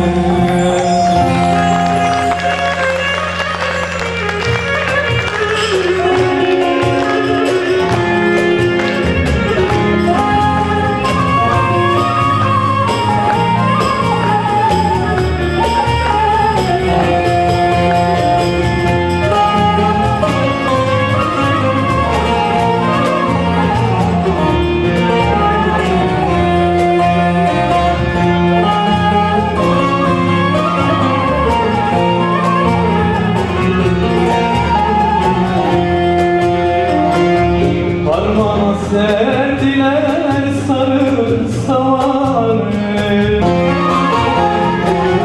parmağa serdiler sarı savanı. Hiç bitmiyor emirde lan duvarda kara duman. Hiç bitmiyor emirde lan dumanında kara duman. Gel otur yanıma benim sevdiğim, gel otur yanıma benim sevdiğim.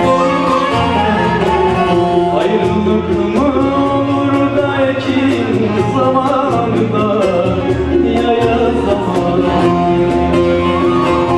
Ayrılık mı olur da harman zamanında, yaya zaman.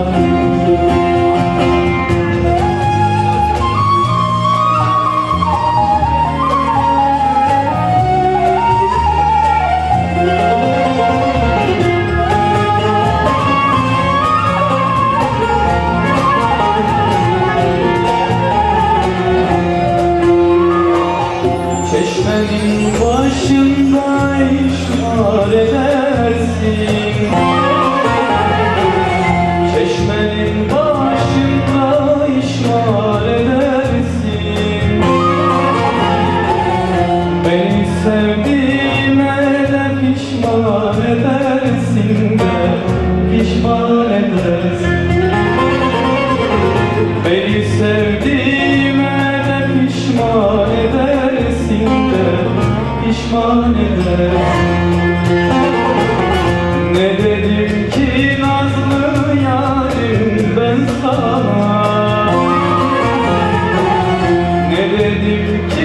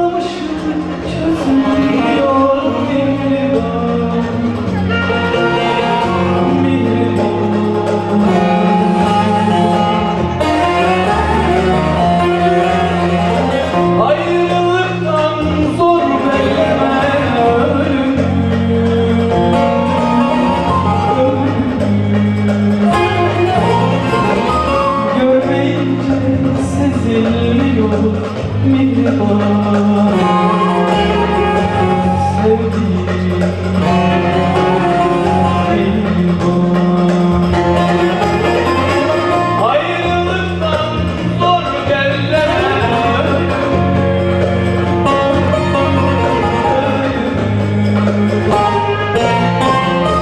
görmeyince sezilmiyor mihriban sevdiğim mihriban.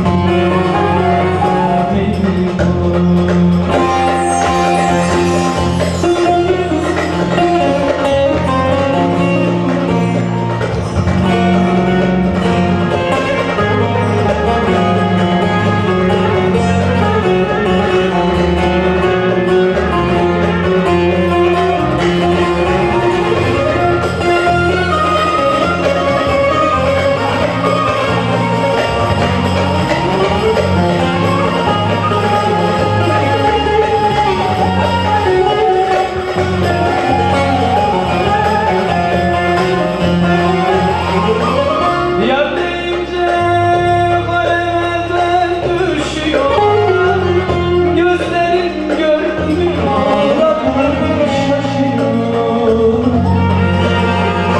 şaşıyor.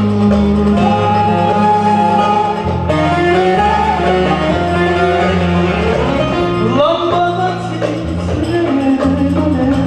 üşüyor,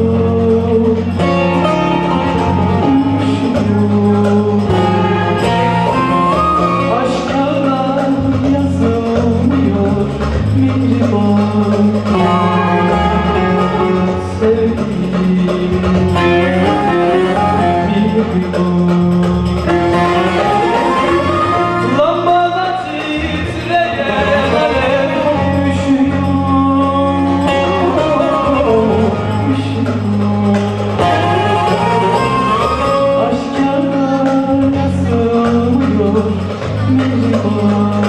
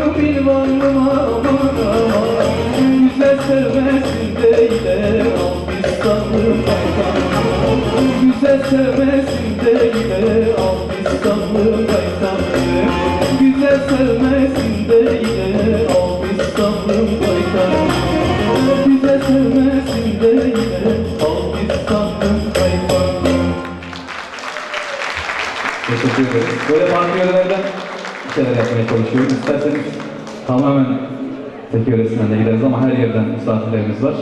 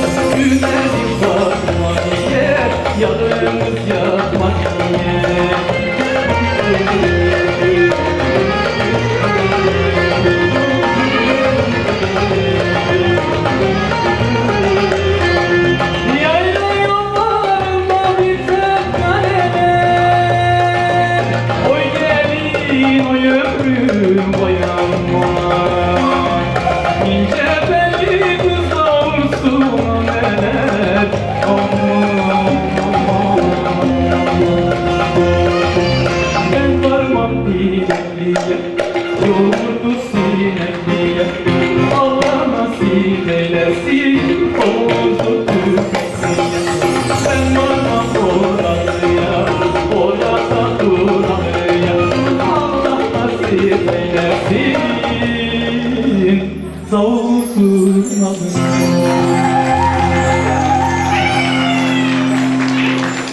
Teşekkür ediyoruz Yörük abalarımıza.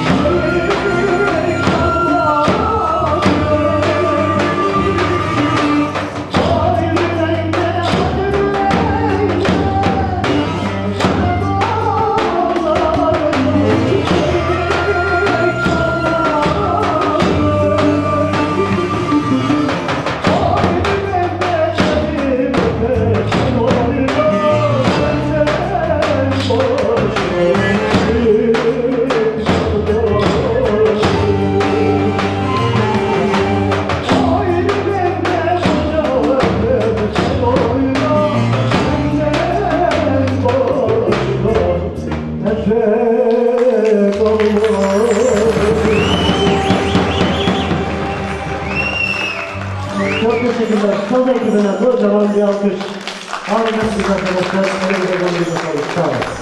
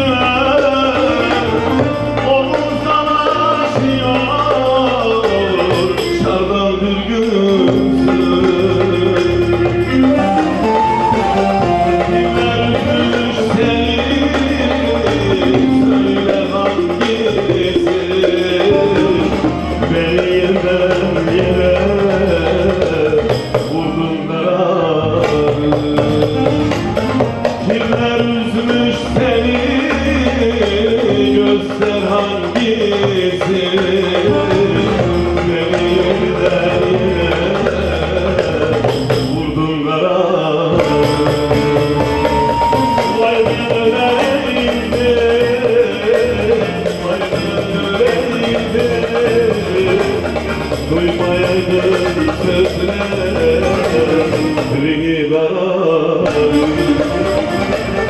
vay ben öleydim, vay ben öleydim, görmeyeydim gözlerini bana, duymayaydım sözlerini bana.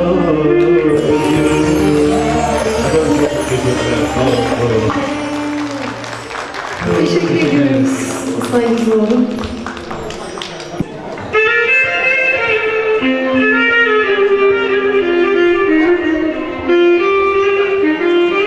Son zamanlarda bize özdeşleşmiş güzel bir anlatılmış.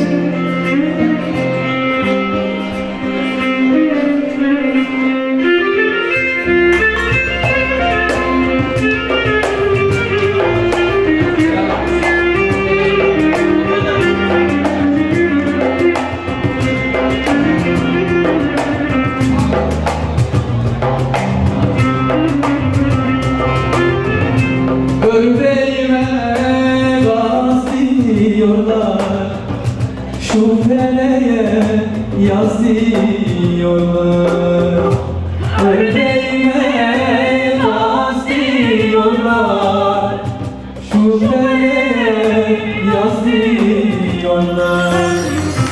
Kime derdimi söylesem adı, bu dert sana az diyorlar. Gurbet gurbet geziyorlar. Kime derdimi söylesem adı, bu dert sana az diyorlar. Gurbet gurbet geziyorlar.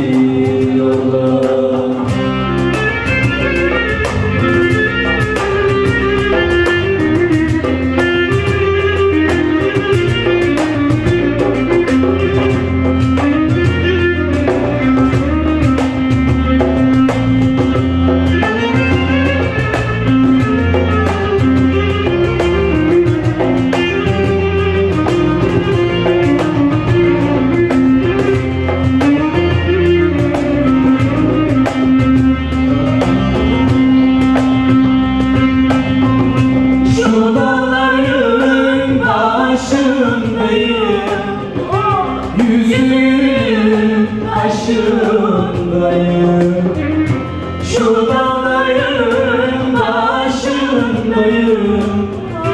yüzünün kaşındayım. Bana idamlık diyorlar, daha 14 yaşındayım.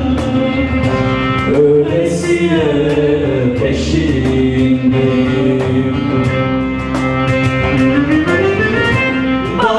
Bayramlık diyorlar, daha 14 yaşındayım. Öylesiye peşindeyim. Anlatalım. Çok teşekkür ederim. Kusura bakma, güzel.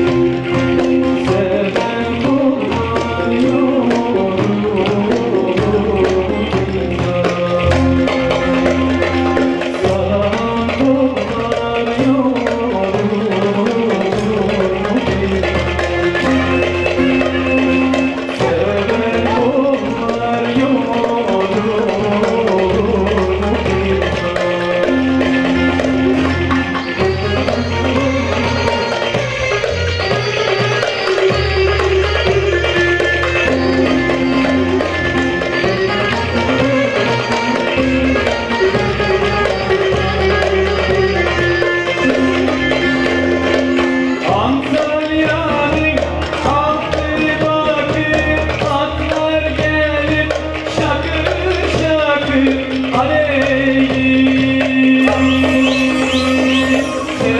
Sevdiğini gözü bakır sarsam ne zaman ne zaman.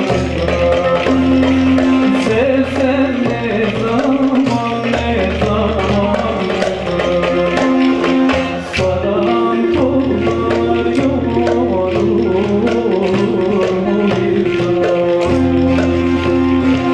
seven kollar yorulur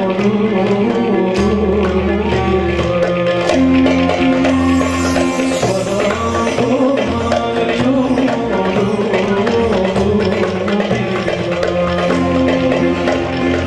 seven kollar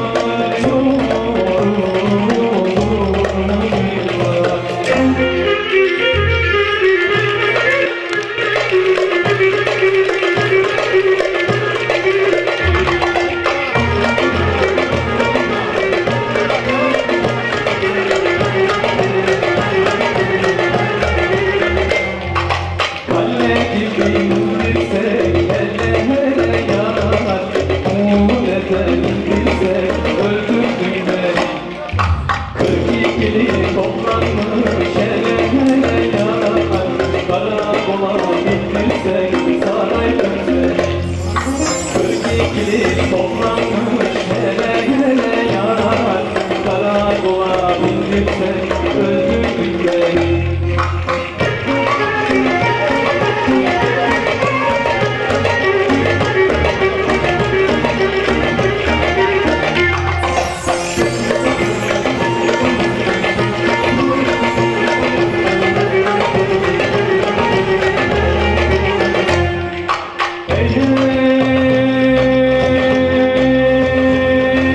Konya'da benim 50 gram bulgurum, bulgurum. Konya'nın kaşlarına vurgunum yürü. Konya'nın yürü, yürü yavrum yürü. Kaşlarını yürü, şimdi de geçti bunlar. Konya'nın yürü.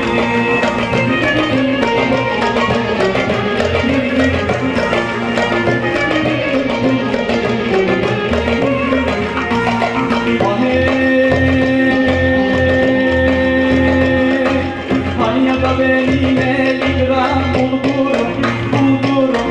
Konya'nın her yanına vurgunum yürü. Konya'lım yürü, yürü yavrum yürü. Saçlarını sür, şimdi de geçti buradan. Ovadanın gülü, yürü yavrum yürü. Saçlarını sür, şimdi de geçti buradan. Konyalı'nın gülü. Karadağlar kökeni, haydi Karadağlar kökeni. Ellere bakmaz dik, senin ellere bakmaz dik. Senin Mevlam sabırlar, versin Mevlam sabırlar. Versin hasreti çekeni. Halil'de bekar ol, lana Halil'de bekar ol. Lana ustası şeker ol, lana ustası şeker ol. Lana Allah'sına da, kırılmış Allah'sına da. Kırılmış yanımızda yatan oğlan.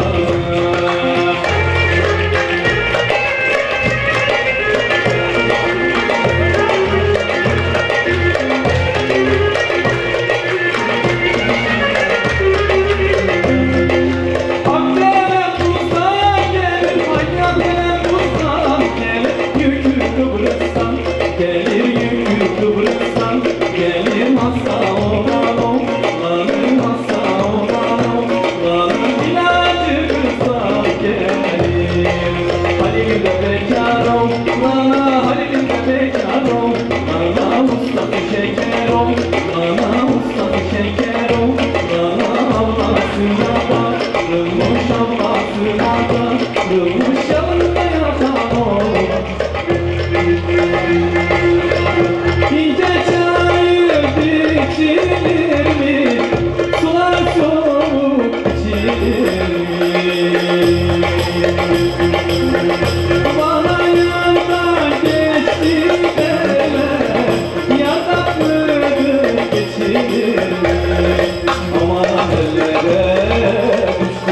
giderim Üsküdar'da evim var odana giderim Beş kızlarda evim var odana giderim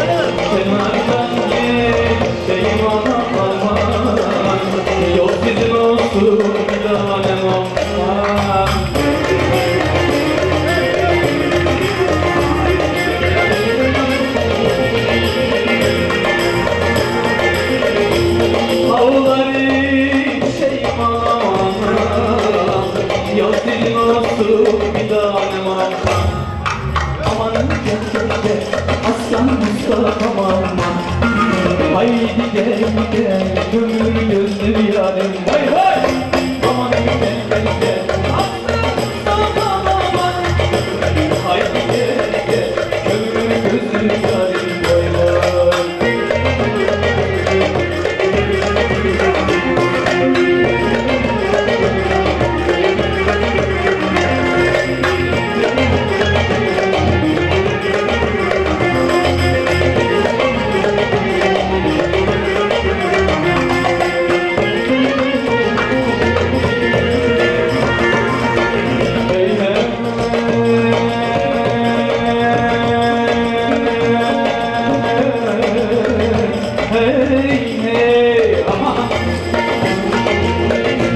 Kenardan geçeyim anam Yok sizin olsun bir tanem aman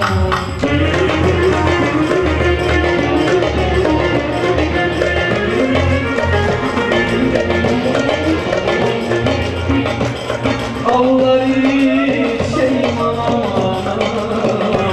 Bak sizin olsun bir tanem aman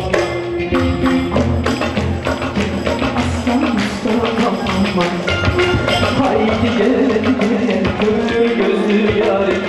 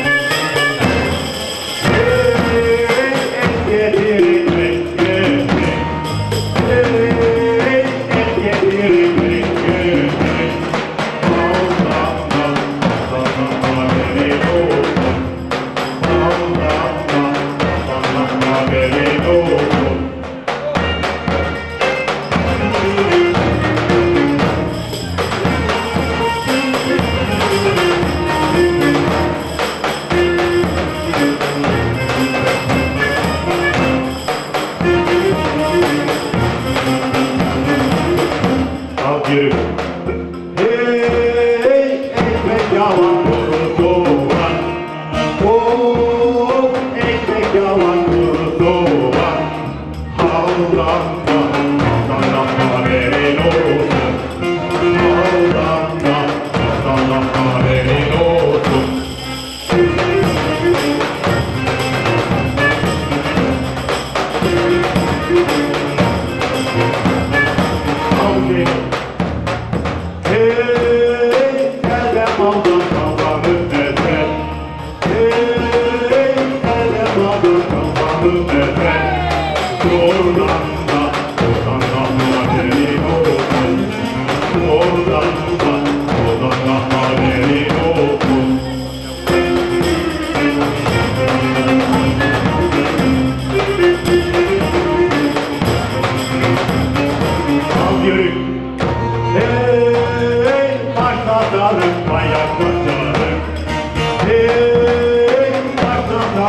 Ayaklanmadık, kavuştuk, Allah haberin olsun.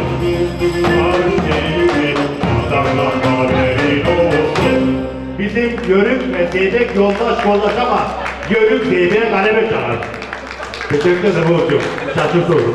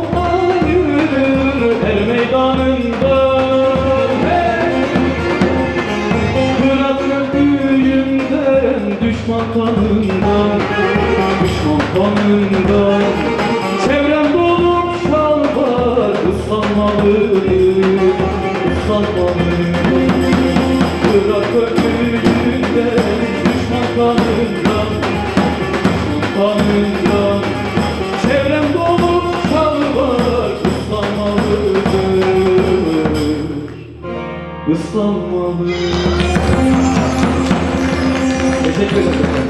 Ayaklarınıza sağlık. İnşallah bir dahaki etkinliğimizde görüşmek üzere. Sağ olun.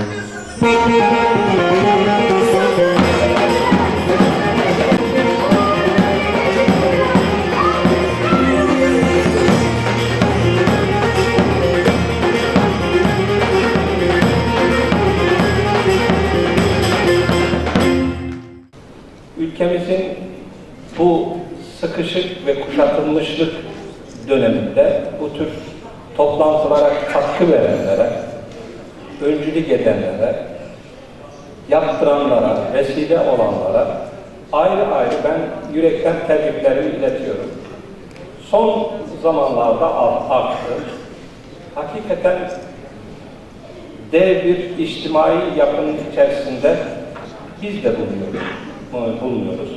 bizi bir araya getirecek nerede ne faaliyet varsa ben onlara şükranlarımı arz ediyorum. Tıpkı bu toplantı gibi hatırlatmadan da geçemeyeceğim. Yani Temmuz 2016'da Muğla Boğalar Yaylası'nda burada Muğla değerli vekilimiz Ali Bey'in bir toplantısı oldu. Onu da hatırlatmadan geçemeyeceğim ama böyle bir muntazam salonda ve güzel bir otelde değildi. Ama çok güzel bir yayladaydı o. Türkiye'nin bütün dört bir tarafından da en küçükten en büyüğüne kadar, yani Türkiye'deki devlet erkanı da dahil katkı verdi. Çok heyecanlı bir toplantı olmuştu. Aynı şekilde burada o heyecanı görüyorum. Yani gözlerden ışıl ışıl bana geliyor. Bilhassa bunu belirtmekte ve sizle bunu paylaşmakta yarar görüyorum. Tabii Yörük Türkmen konusu çok geniş bir konu. İçinde bizim olmamıza rağmen tümüyle araştırmalarda sonuçlandırılmamış da bir konu. Pek çok soru var cevap bekleyen. Bu cevapların bir kısmı var. Arkadaşlarımız burada bunu ifade edecekler. Ama bir kısmı ne yazık ki hala yok. Bazıları geleceğin araştırmacısını bekliyor. Ve zaten bilim de bu. Yani bir sonsuzluk bilimin sonsuzluk. İnsanoğlu ne kadar çabalarsa çabalasın, bence hani evrenin sonu gibi bilimin sonunu da getiremeyecek. Yani bu böyle devam edecek. Her buluş bir yenilik getirecek, ona şüphe yok. Ama bu bizim hayatımız. Yani Yörükler, Türkmenler, Oğuzlar bizim hayatımız. Öncelikle meleklikte yarar görüyor. Arkadaşımız takdim ederken tarih dedi yani. Tarih, tabii o da bizi kuşatan dev bir mefhum. Fransız düşünür Ernest Renan diyor ki, yani bir milleti tarif ederken, aynı tarihe sahip olan ve beraber yaşama arzusu gösteren insan topluluğuna millet denir diyor. O bakımdan her daim, her noktada belki yani tarih aklımızdan çıkmaması gereken bir konu. Şüphesiz her branşın, her bilim sahasının ayrı ayrı değeri var. Ama tarihi geleceğe doğru uzanırken, millet olarak hayatiyetimizi devam ettirirken böyle bir ayrıcalığı var. Dolayısıyla ben de tarihçi ve bir araştırmacı olarak bunun üzerinde durmayı bir mükellefiyet kabul kendi açımdan. Bir yüzyıldan söz etmek istiyorum. Altını çizerek. 11. yüzyıl. Aslında 11. yüzyıl, 10. yüzyılın devamı. Tabii yüzyıllar kopmaz. Zaman bir zincirdir. Devam eder, sürekli var. Ama bazı zaman dilimleri vardır tarih içerisinde. Sıkıştırılmış olaylar, sıkıştırılmış, yoğunlaşmış insanlık hayatı, geleceği biraz daha hızlı bir şekilde değiştirmiş dönemler olarak karşımıza çıkar. 11. yüzyıl da böyle bir özellikli bir yüzyıldır. Ankara'da Dil ve Tarih Coğrafya Fakültesi'nde eski klasik hocalarımızın böyle klasik soruları var. İşte 11. yüzyıl veya 15. yüzyılda Türk dünyası, 15. yüzyılda dünya, yani bu çeşit tek soru. Bu çeşit meşhur sorular vardır. Böyle bir sorulacak bir sorudur 11. yüzyıl. Anlatılacak bir konudur. Hani Amerikalıların yine büyük orijinal sorulara karşı verdiği nitelendirdikleri bir husus vardı. 1 milyon dolarlık soru diye.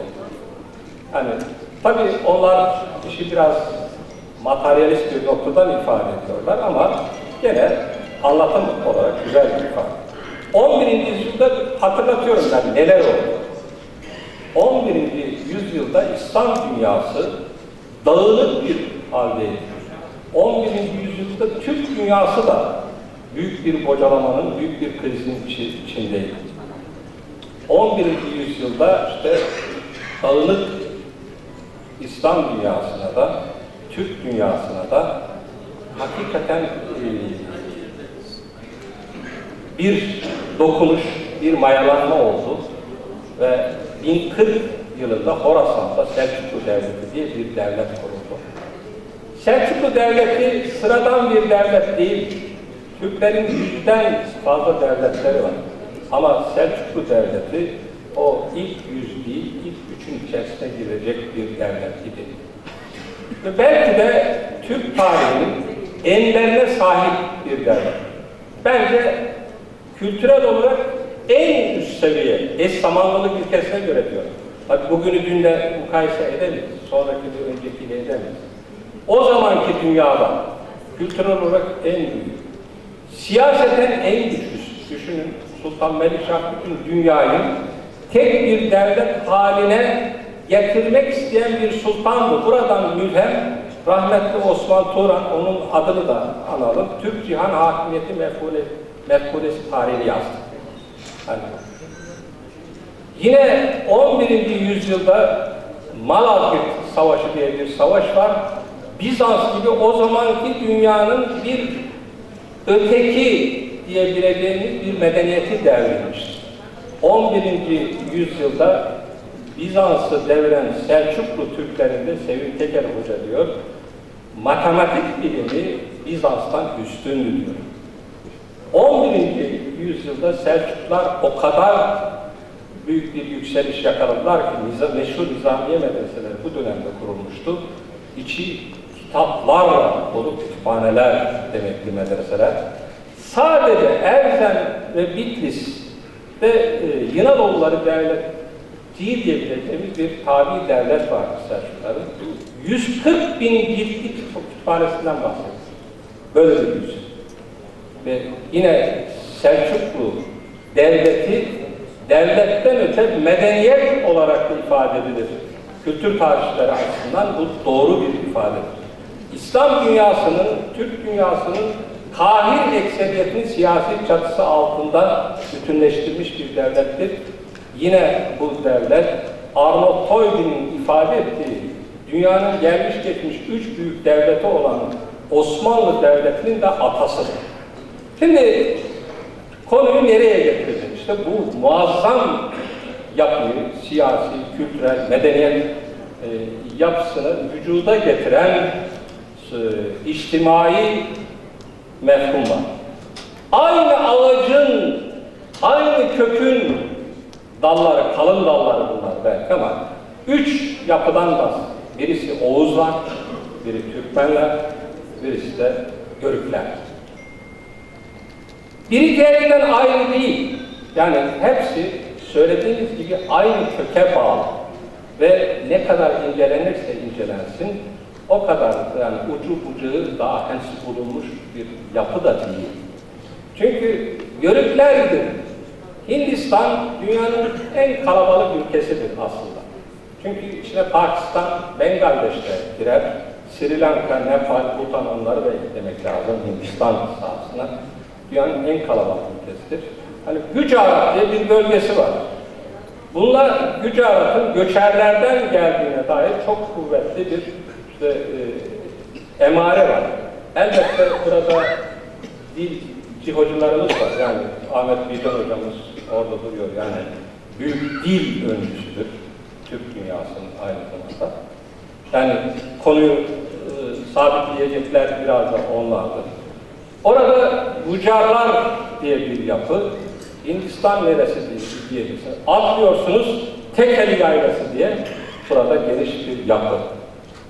İşte bunlar neden Türkmen oldu, neden bir kısmı Yörük diye anıldı,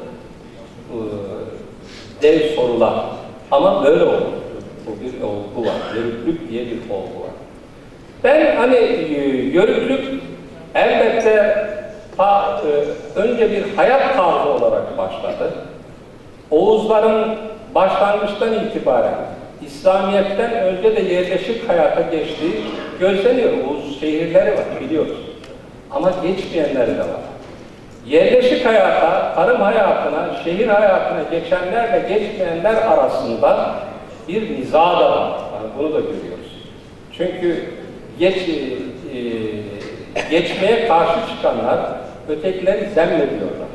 Diğerleri de geçmeyenleri zemmediyorlar. Böyle bir durum var. Yatık diyorlar. Yani tembel Oğuzlar biri diğerler.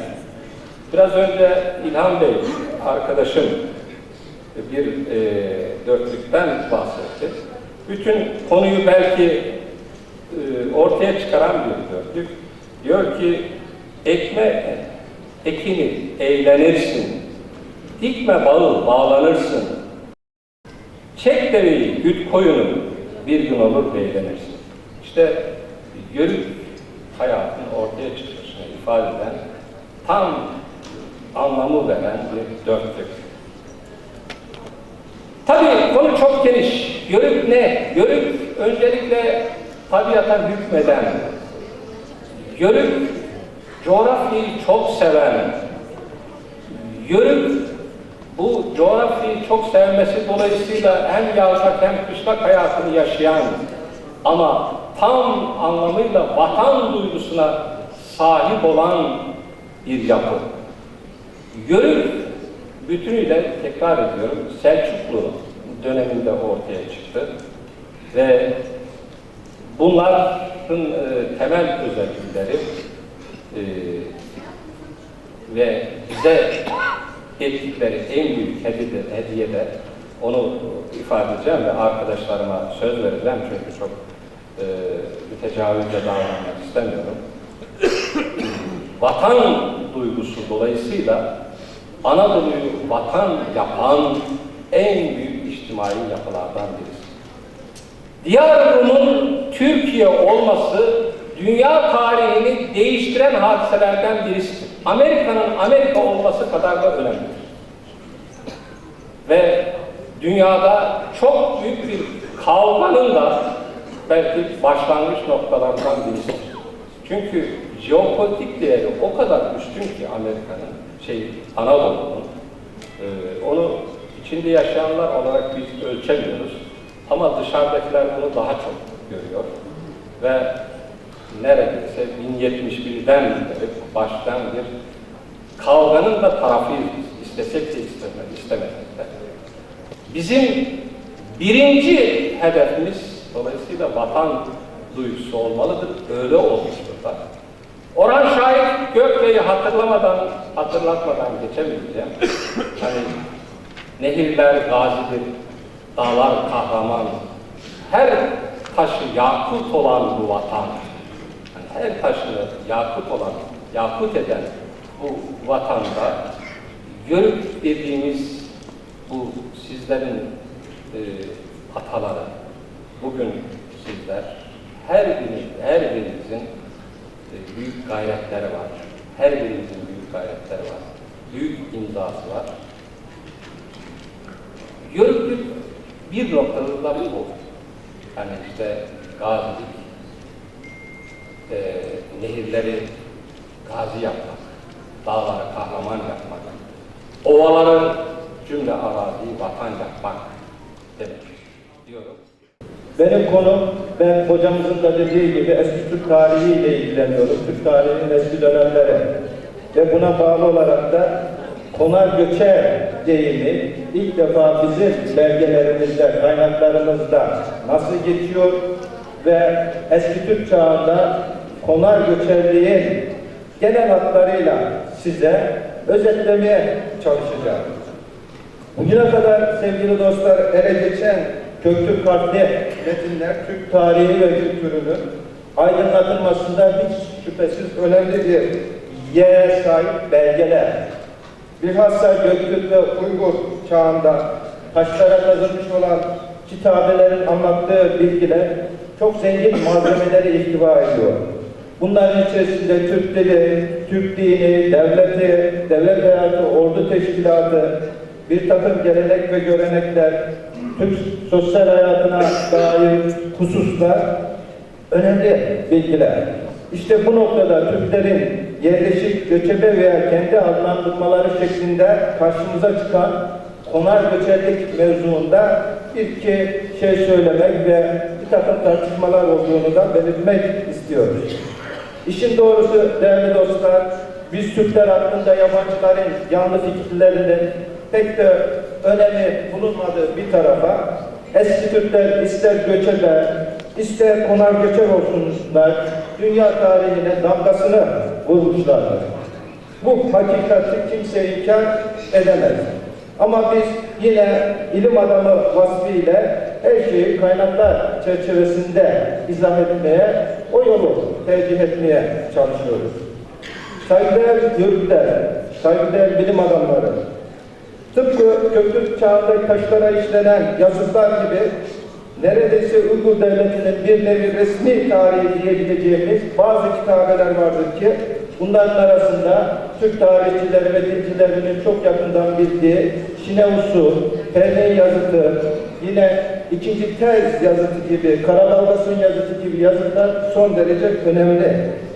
Bizim konumuz itibarıyla biz burada özellikle Perne yazıtında 1970'li yıllarda ortaya çıkarılan Perne yazıtındaki konar geçerlik mevzuna değineceğiz.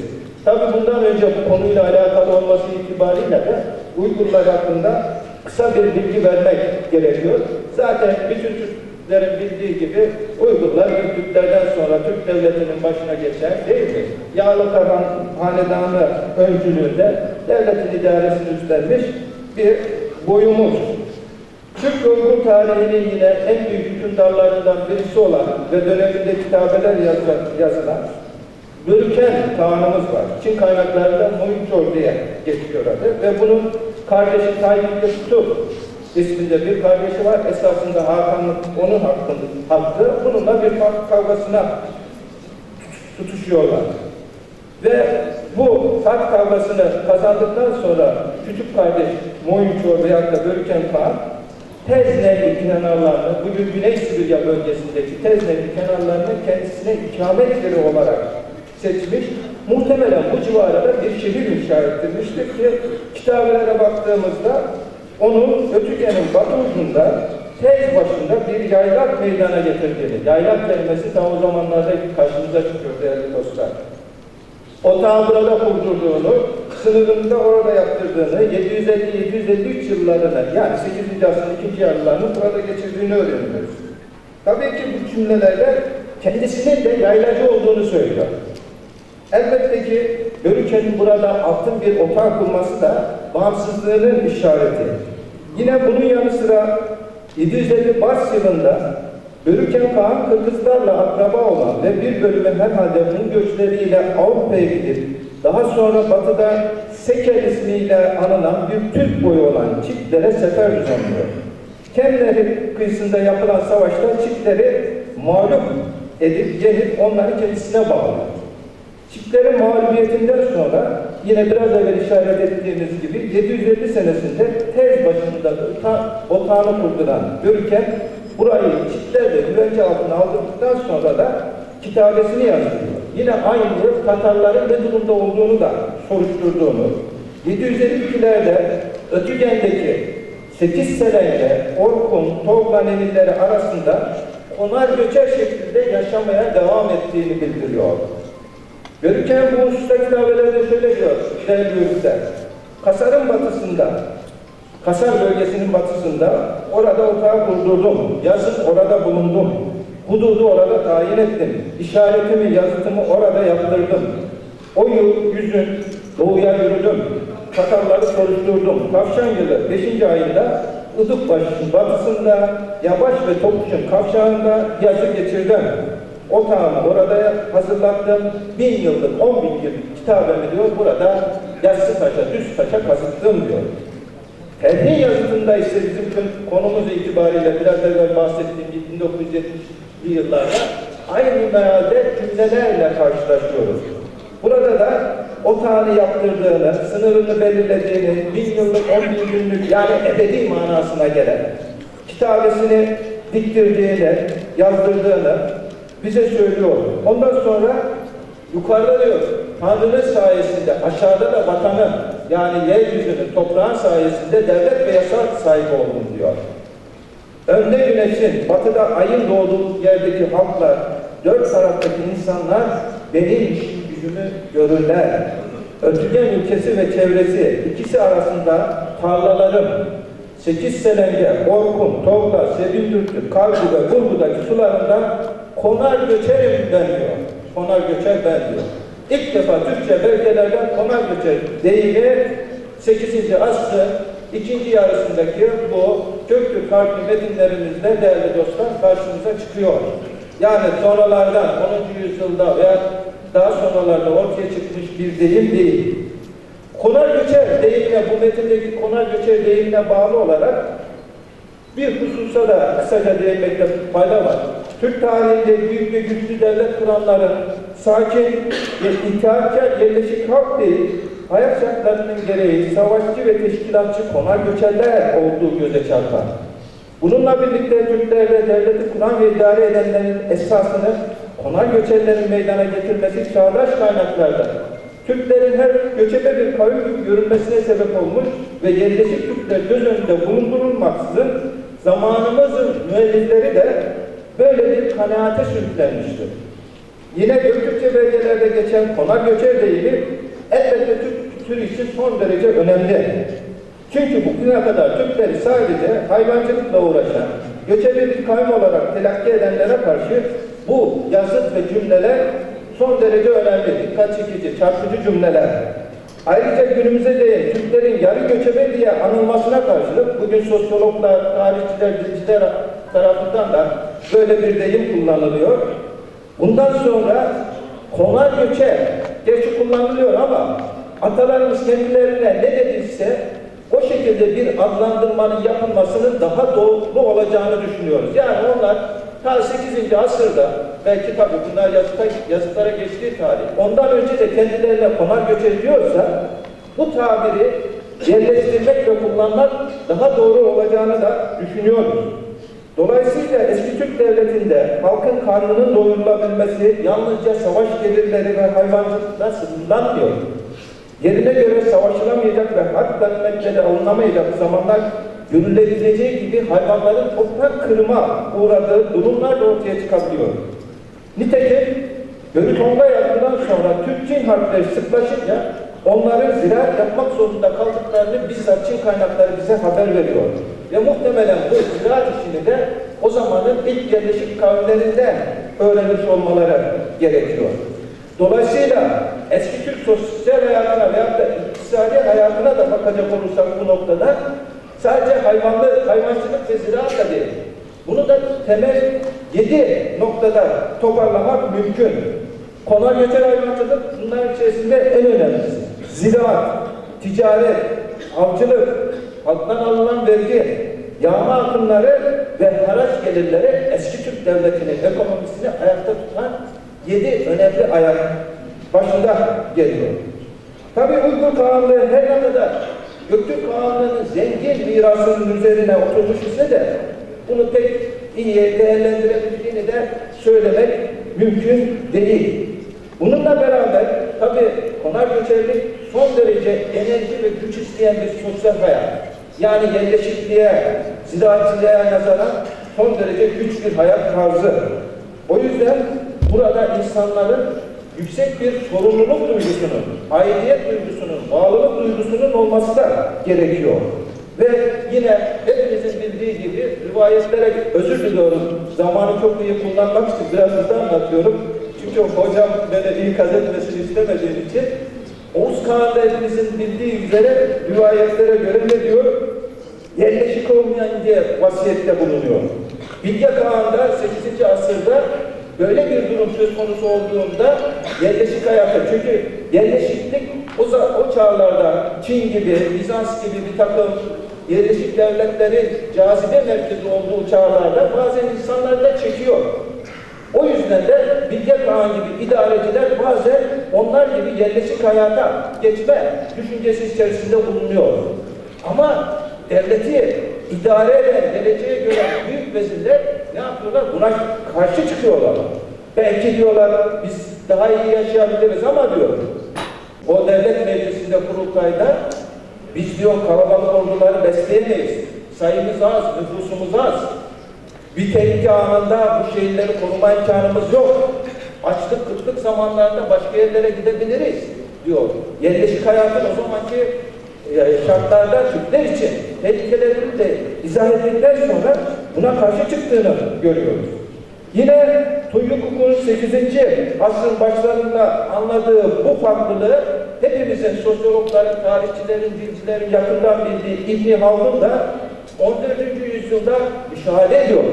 O Mukaddime adlı meşhur eserinde göçebelerin doğuştan iyiliğe ve faydaya meyilli olduklarını vurguladıktan sonra göçebe ve köy hayatı yaşayanlar diyor, kendi canlarını korumaya düşkündürler. Şehirliler gibi kötü huy ve ahlaka yanaşmazlar. Konar göçerler şehirliler oranla daha uyanık ve tedbirlidir diyor. Ayrıca ona göre kendileri rahata alışmışlardır. Yataklarındayken mal ve canlarını emanet ettikleri vali ve bekçilere güvenirler.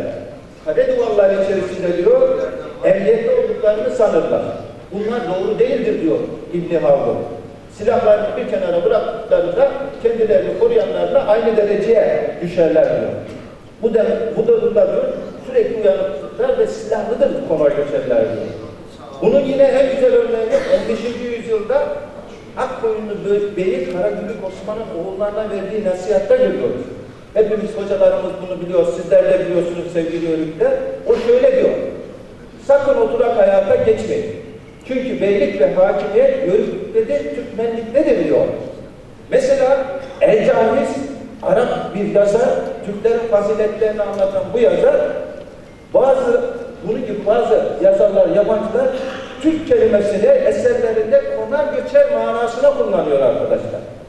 Eski Türklerde değerli dostlar, kıymetli bilim adamları, saygıdeğer yörükler, bütün erkekler doğuştan askerler, asker oldukları gibi Türk ordusunun ve milletinin mücadeleye daima hazırlıklı bulunmasının nedenleri arasında Orta Asya bozkırlarında yaşamanın güçlüğünün yanı sıra onların sosyal hayatının tesirleri de var. Ekonomilerinin esası konar göçer hayvancılığa dayalı olan Türkler zaten yılın yarısından fazlasını hayvanlarının peşinde, dağlarda ve yaylalarda geçirdiğinde bünye olarak sağlam bir yapıya sahipler. Üstelik yine senenin belirli aylarında zaman zaman bizzat kanun başkanlığında bazen beylerin sevk ve idaresinde bir nevi askeri talim özelliği taşıyan sürek avları düzenliyorlar ki Türklerin savaşa ve harp manevralarına daima hazırlıklı olmaları demek bu. Hatta bunlara kadınların katılmaları da aynı vaki. Yakın zamanlara kadar 15. 16. hatta 17. 18. yüzyıla kadar Toroslarda beyler ve beylerin hanımları, yörük kadınları bu harp talimlerini yapıyorlardı. Kaynaklar bunları söylüyor bize. Kaynaklarda bunlar var. Netice itibariyle değerli dostlar, konar göçerlikten yerleşikliğe, yani kaynaklarda söylenen şekliyle yatıklığa adım atmak, günümüz açısından veyahut da zamanımızın şartlarına göre değerlendirildiğinde belki müsbet bir gelişme olarak düşünülebilirse de eski ve orta çağların vaziyeti göz önüne alınınca bunun pek faydalı olmadığı da anlaşılıyor. Neden? Bugün tartışma yapılıyor özellikle sosyologlar, Türkologlar arasında değil mi? Niye yerleşikliğe geçmedik, niye konar göçer olarak yaşadık diye. Yalnızca toprağa bağlı olarak yaşamak, eski çağlarda, orta çağlarda en önemli geçim kaynağı olarak da ziraat ile ticaretin öne çıkması Türklere bir ayrıcalık sağlamazdı. Ve nitekim de sağlamadığını, Uygur devletinin nasıl yıkıldığını görerek biz tarihte müşahede ettik. Yine tekrar özür diliyorum, çok hızlı bir şekilde özetlemeye çalıştım konumuzu. Beni sabırla dinlediğiniz için hepinize saygı ve selamlar sunuyorum. Teşekkür ederim. Değerli izleyenlerimiz, çalıştayımız bütün yoğunluğuyla devam ederken çalıştayımıza çok değerli isimler katıldılar. Bir federasyon başkanımız var. Hemen kendisine hoş geldiniz diyoruz. Yolcu Bilginç. Hoş geldiniz hocam. Merhaba arkadaşlar, kolay gelsin, iyi yayınlar diliyoruz. Tahtacı Kültür Dernekleri Federasyonu'nun genel başkanlığını yapmaktayım. Asıl işim müzik tabii, halk müziği. İzmir'den katılıyoruz. Federasyonumuzun genel merkezi İzmir'de. Mersin, Antalya, Denizli, İzmir ve Balıkesir'deki derneklerimizin oluşturduğu yaklaşık 37 şubemizle beraber federasyonumuz bir yılı aşkın bir süredir faaliyette. İlk defa bugün üçüncüsü yapılıyor ama Yörük Türkmen çalıştayına ilk defa davet edildik, geldik. İyi ki de gelmişiz. Tahtacıların çünkü iki ana omurgası vardır. Biri Türkmendir. Türkmen kültürü baskındır ve Alevilik. İnanç olarak da Anadolu Aleviliğini benimsemiş bir topluluktur. Biz Türkmenlerden, Yörüklerden koptuğumuz anda birçok şey kaybediyoruz. Ama bir özelliğimiz de var. Dağ başlarında aşağılara inmeden, kendi içimizde kapalı bir toplum olarak yaşadığımız için de öz kültürümüzü muhafaza edebilmiş ender topluluklardan biriyiz. İyi ki geldik. Tanışıyoruz buradaki Anadolu'nun birçok yerinden hem dernek kurmuş insanlarımızla, büyüklerimizle. Kendimizi bulacağız herhalde, bir yere açılacak. Çok mutlu olduk. Bundan sonra hep varız bu işin içinde de. Tahtacı olarak bulunacağız. Misyon olarak yüklendiğiniz sorumluluk gerçekten çok önemli. Çünkü bir kitleye hakimsiniz ve onların kültürünü, yaşadığınız kültüre en iyi şekilde aktarmak durumundasınız. Bunlar çok önemli. Ama sizin çok farklı özellikleriniz de var. Aynı zamanda İzmir'de Büyükşehir Belediyesi'nde bir koronuz var. Kaç yıldır oradasınız hocam? 12 yıldır zaten İzmir Büyükşehir Belediyesi'nde ilk defa halk müziği korosu kurulmuş. Benim dilekçemle başlamış. Daha öncesinde tarihinde yok. Anadolu'nun her tarafından göçler, iç göçleri almakla beraber İzmir bir mozaik oldu. Halk müziği korosunun kurulması da isabet oldu. 12 yıldır başında ben bulunmaktayım. Bizden sonra da arkadaşlar devam edecektir. Bayrağı daha da büyütüp gideceğiz. O zaman şöyle diyelim, saz var, söz var. Yolcu Bilginç var, yolumuzu yola eleyelim, bir türkü dinleyelim. Ne dersiniz? Eyvallah. Tahtacılar adına burada olduğumuz için ben yine tahtacı kültürünü yansıtan bir küçük bozlak, bizim yakma dediğimiz ve peşinden de hemen bir tahtacı samağı ile ben buraya bir renk katmış olayım. Lütfen buyurun efendim.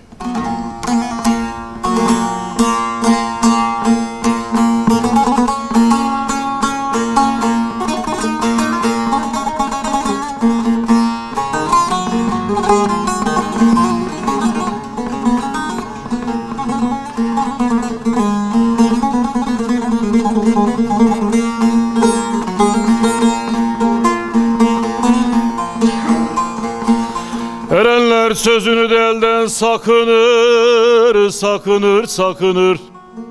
Özünü bilmeyen de sözün dokunur, dokunur, dokunur, dokunur, dokunur. Pir Sultan'ın da 4 kitapta adım okunur, okunur, oy, okunur, okunur. Okuyan Muhammed'de yazan Ali'dir, Ali'dir, Ali'dir.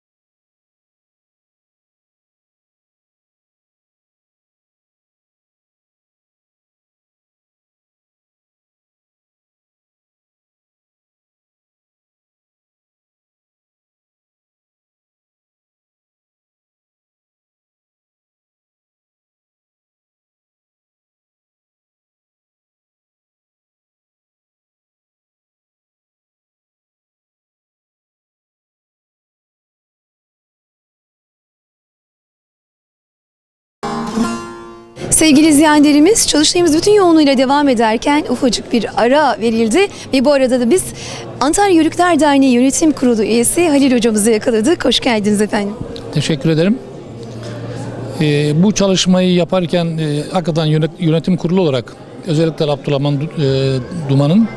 Duman'ın bir yıldır projesi, planlaması, arkadaşların hepsinin Abdullah Duman'ın arkasında olması ve planlamanın arkasında, bu tür çalışmaların arkasında iyi bir sekreterya lazım. Bu sekreterya da Feyza ciddi bir şekilde derneğimize katkı sağlıyor. Yörükler dediğimiz zaman geçmişte entelektüel altyapının olmadığı, daha çok hakikaten konar göçer olan, bilgi üretiminden uzak, sıkıntılı yaşayan bir kesimdi Yörükler. Ama şu anda Yörükler entelektüel altyapısı olan, siyasi yaptırım gücü olan, iktisadi anlamda üretim kabiliyeti olan, aynı zamanda akademik anlamda ciddi bir şekilde gücü olan bir kesim oldu Yörüklük. Yörüklerin bu altyapılarından kaynaklanan değerlerini gün yüzüne çıkarabilmelerinin şu andaki yaptıkları bence bu gayret. Önümüzdeki dönemde arkadaşlar az önce konferansta söylediler.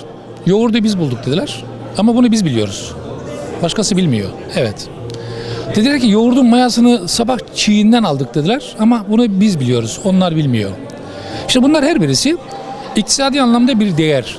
Bunlar her birisi mali anlamda bir getiri. Yani bunların her birisi bir telif hakkı. Bunun her birisi bir akıl hakkı, bir üretim değeri. Bunları hayata geçirir, bunları kayıt altına alabilirsek sanırım önümüzdeki dönem için Yörükler sadece ineğin sütünden, ineğin buzağısından, keçinin sütünden, keçinin oğlağından, koyunun sütünden, koyunun kuzusundan faydalanmayacaklar. Aynı zamanda elde ettikleri birikimlerini kayıt altına alarak telif dediğimiz, akıl hakkı dediğimiz paradan çocuklarını okutmalarına başlayacaklar. Geleceklerini inşa edecekler bu işten. Gelişmiş ülkelere baktığımız zaman, endüstriyel aklı olan ülkelere baktığımız zaman bir Almanya'ya, bir Amerika'ya, bir Fransa'ya, bir İtalya'ya, bir İngiltere'ye, onlar genel yaşamlarının içerisinde tarımsal ve hayvansal ürünlerin içerisinde markalarını yaratmışlar. Biz hala hiçbirinden bu marka yaratamadık. Çünkü bizim endüstriyel aklımız hala, bence kişisel düşüncem bu, endüstriyel aklımız hala yetişmiş değil. Hala bu konuda gelişmiş bir endüstriyel aklımız yok.